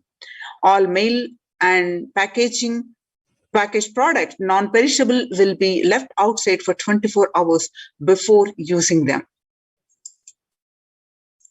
Disinfection with sodium hypochlorite, which is bleach or chlorine, will be used 1 teaspoon of bleaching powder in 3 cups, and alcohol at 70 to 90% will also be used for surface disinfection. Clothes to be washed separately with the detergent and dried.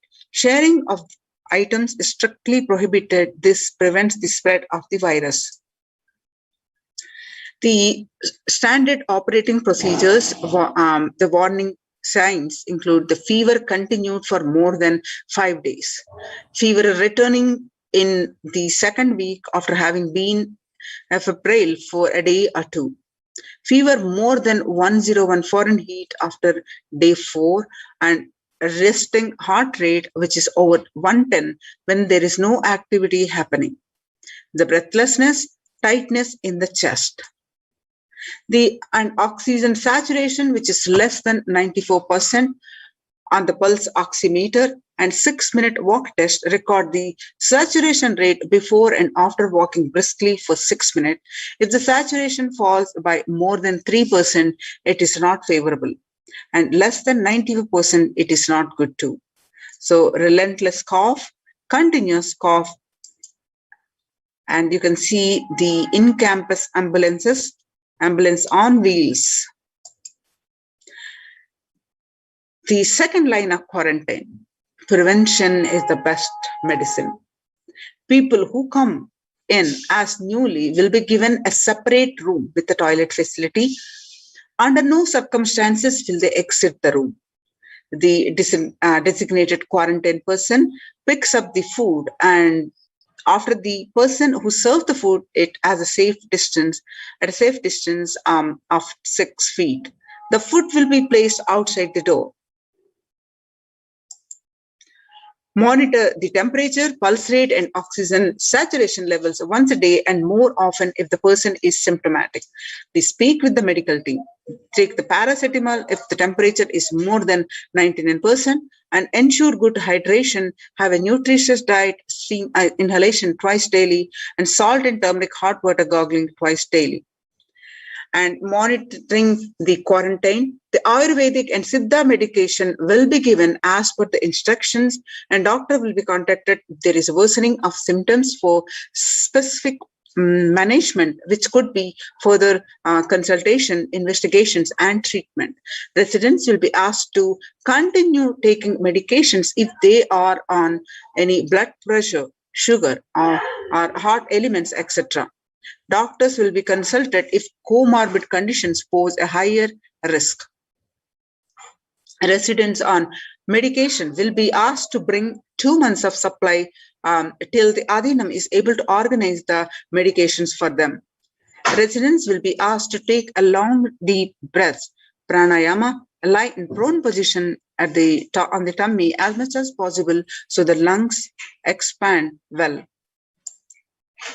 If there are symptoms, the person will come out of quarantine after a total of 15 days. The test will not be repeated if clinically well.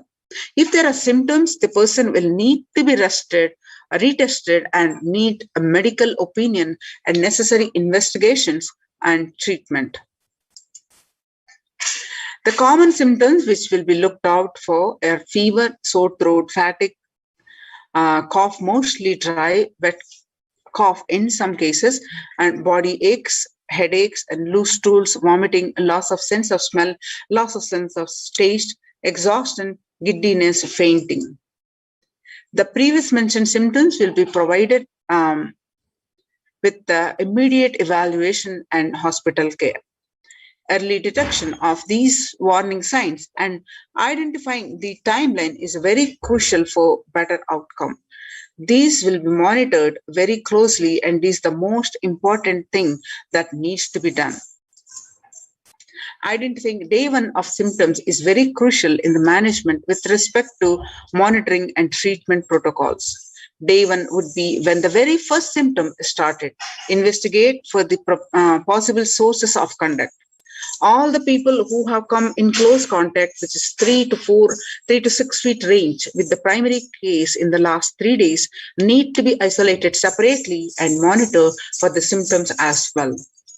Infectivity starts 0 to 3 days before the onset of the symptoms, and the infected person sheds the virus till 9 days. Any of the symptoms in various combinations signal the possibility of COVID. Even though the same symptoms can happen with any viral infection, in a pandemic, it is to be considered as the possible diagnosis until proven otherwise. Rare presentations are known. They are rash on body, bluish discoloration of the fingers and toes, sudden onset of breathlessness, heart attack, strokes, paralysis of the limbs. Any suspect case should be immediately isolated.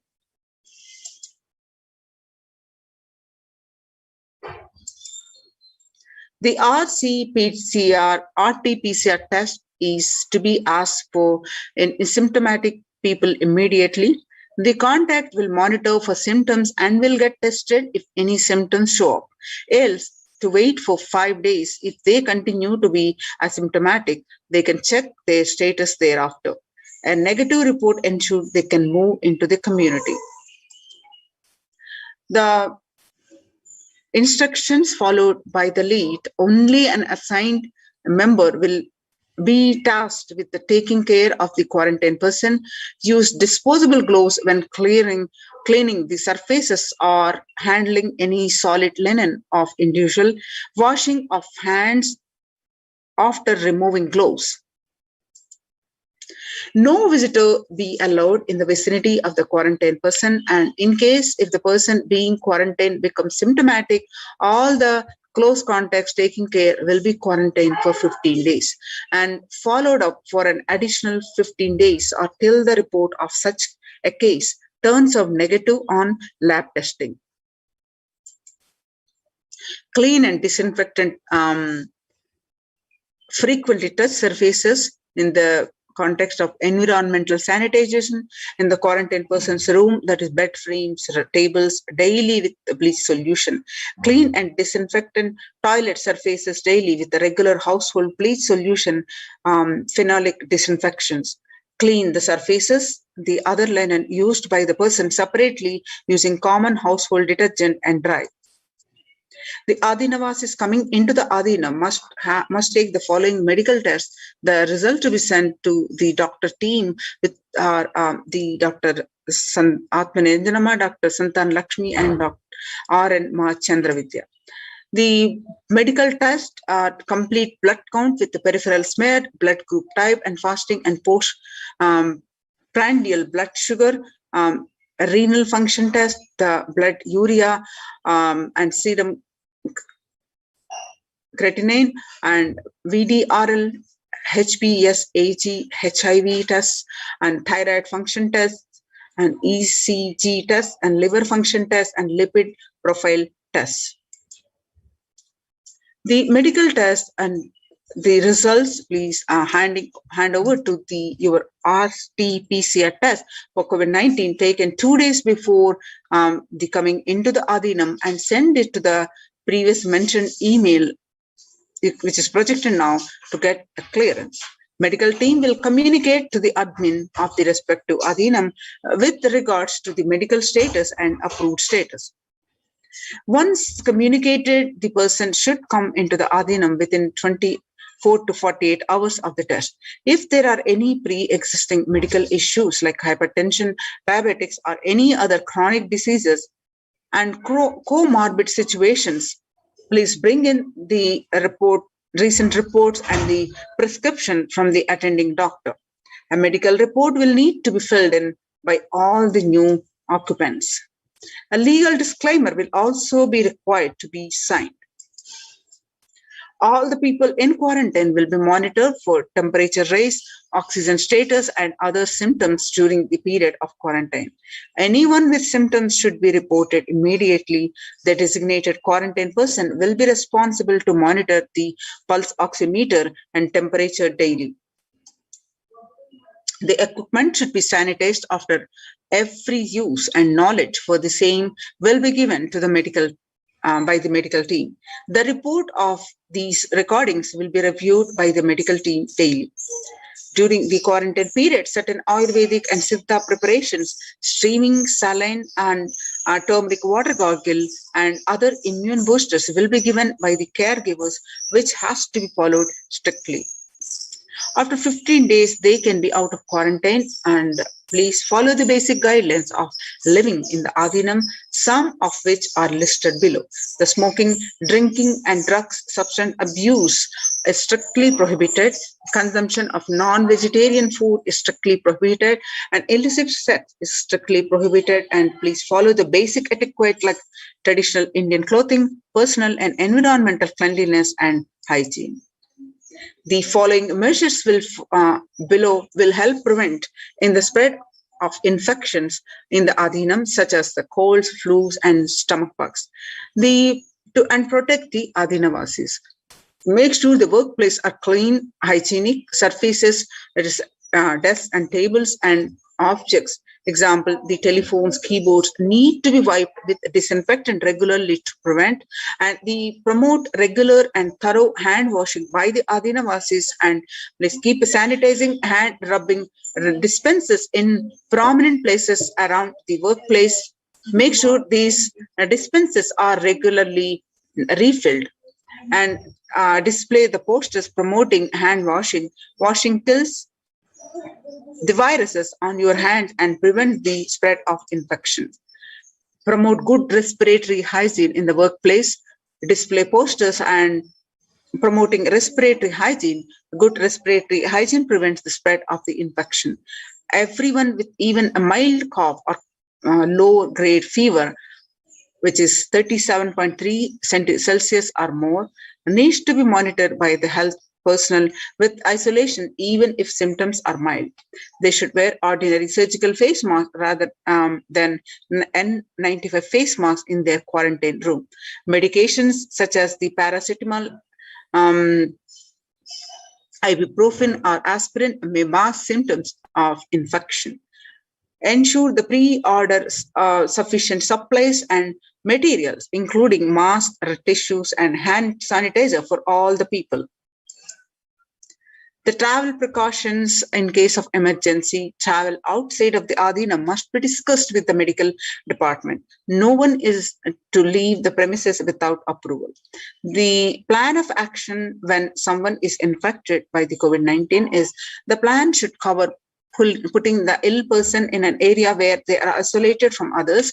Local health authorities will be notified and medical team have a working relationship with a good hospital for any medical emergency. Please note down emergency contact numbers of the hospitals where you may have to shift people to. All the medical team members and the admins will have it when them with them for immediate reference. You can see the oxymeters. Now join the COVID protection centers. Now we have seen how the micromanagement of the healthcare protection to give the protection to the participants of these COVID care protection centers. So join these COVID care protection centers. Register now through the link below, https://kailasa.org/Kailasa care.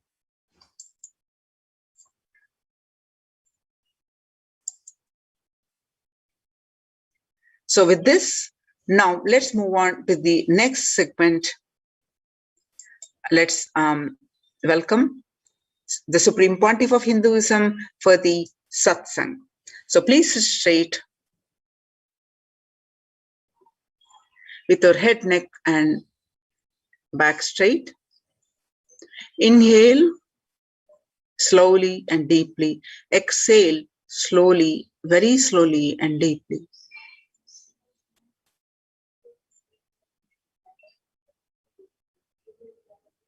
With the space of unclutching, let's start chanting the Mahavakya. Om Nithyananda Paramashivoham. Om Nithyananda Paramashivoham. Continue to chant the Mahavakya and receive the Supreme Pontiff of Hinduism with the space of gratitude and a strong feeling connection for the Satsang.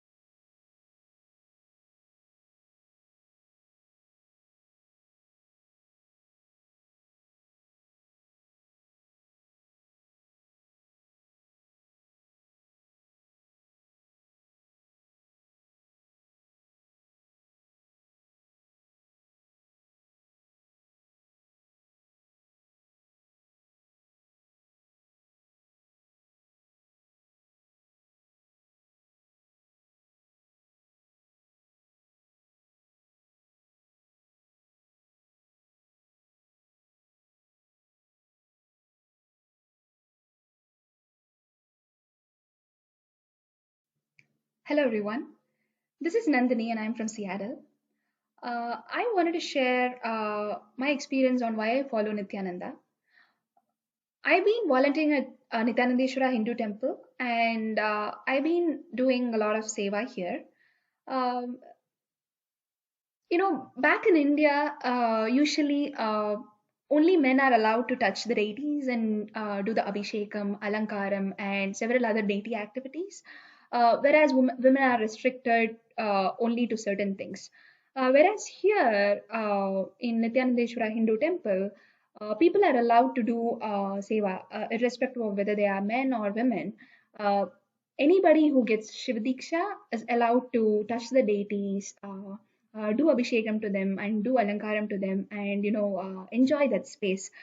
I've been doing a lot of activities like Suprabhadam, Abhishekams, Alangarams, and Palliyarai, a lot of other processes, and I've been feeling really blissful when I do it. So I would like to thank Swamiji for giving such a wonderful opportunity for me to, take part in the temple activities and, be so close to the deities. Uh, Thank you so much.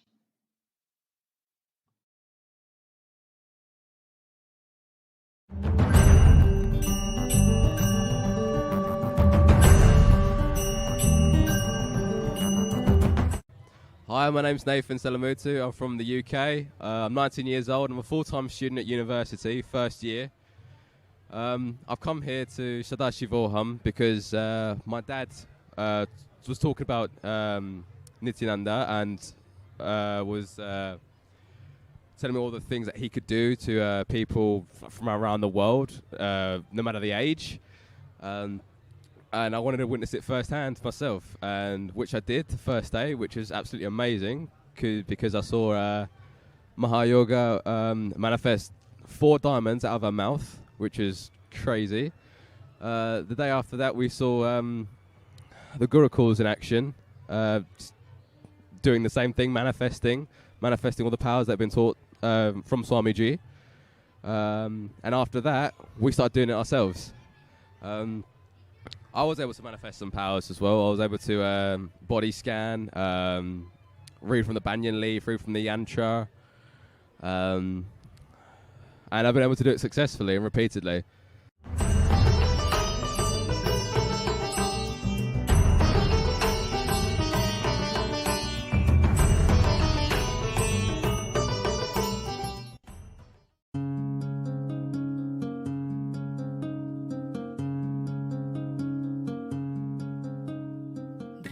My name is Debbie, and I'm from St. Louis, Missouri, and I just want to talk to you about a Pradikshapata Puja experience that I had. Actually, it was my very first Pradikshapata Puja. I was in Varanasi in October of 2015 for an Inner Awakening program, so I actually wasn't too far from Swamiji's feet during this puja. I just remember being really excited. Yay, I get to do my first Pradikshapata Puja. This is awesome. They give us all the puja items and get us ready, and we're sitting there, and Swamiji's sitting there on the chair. Ankles are crossed. You can see his feet. So then the puja starts. I'm thinking, oh, I'm going to be in such a state of bliss, which I was. But the tears just started coming, and they just kept coming. And I was basically just sobbing during the puja, through most of the way, probably 3/4 of the way through the puja. I finally got myself together towards the end. Such a release.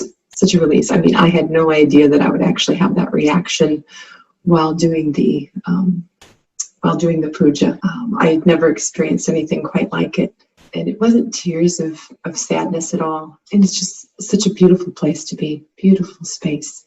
And hopefully you can someday enjoy that as well. There are many opportunities to do Pradikshapata Puja with Swamiji via two-way video conferencing, which is still very powerful, even though you may not be physically at his feet performing the puja. It's still a very, very strong space to be in. And that's what I want to share today. I just want to share that it's a powerful, powerful ritual connecting with the divine in that space of gratitude. And I just hope that those of you who have not offered Pradikshapata Puja could actually experience that. Thank you very much for letting me share this. Nithyananda.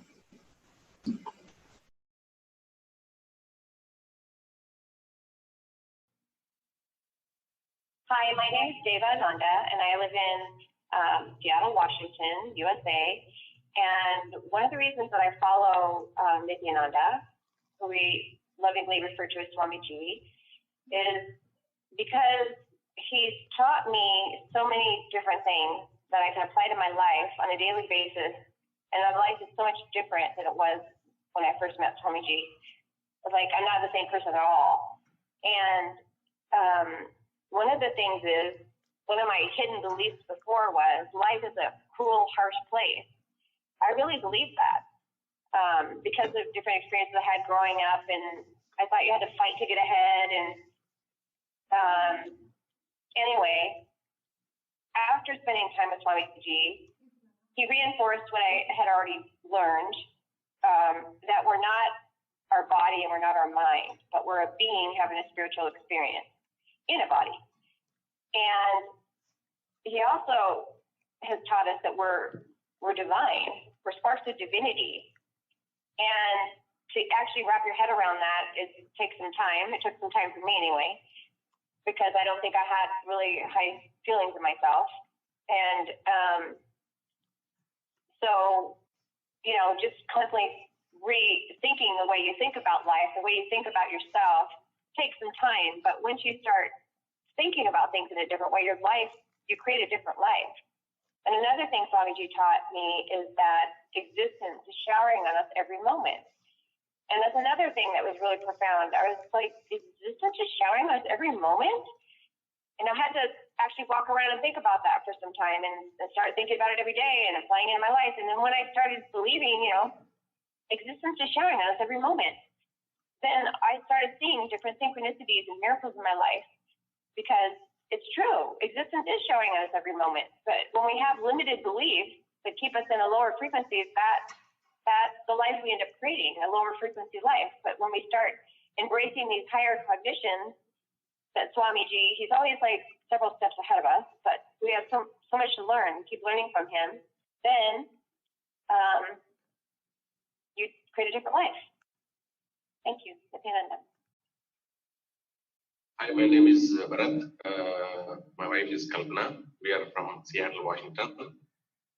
So one of the beautiful technique which Swamiji talked about, I mean, I'll tell you my exact feeling. We went in 2012. I went in 2012 for one of the inner awakenings.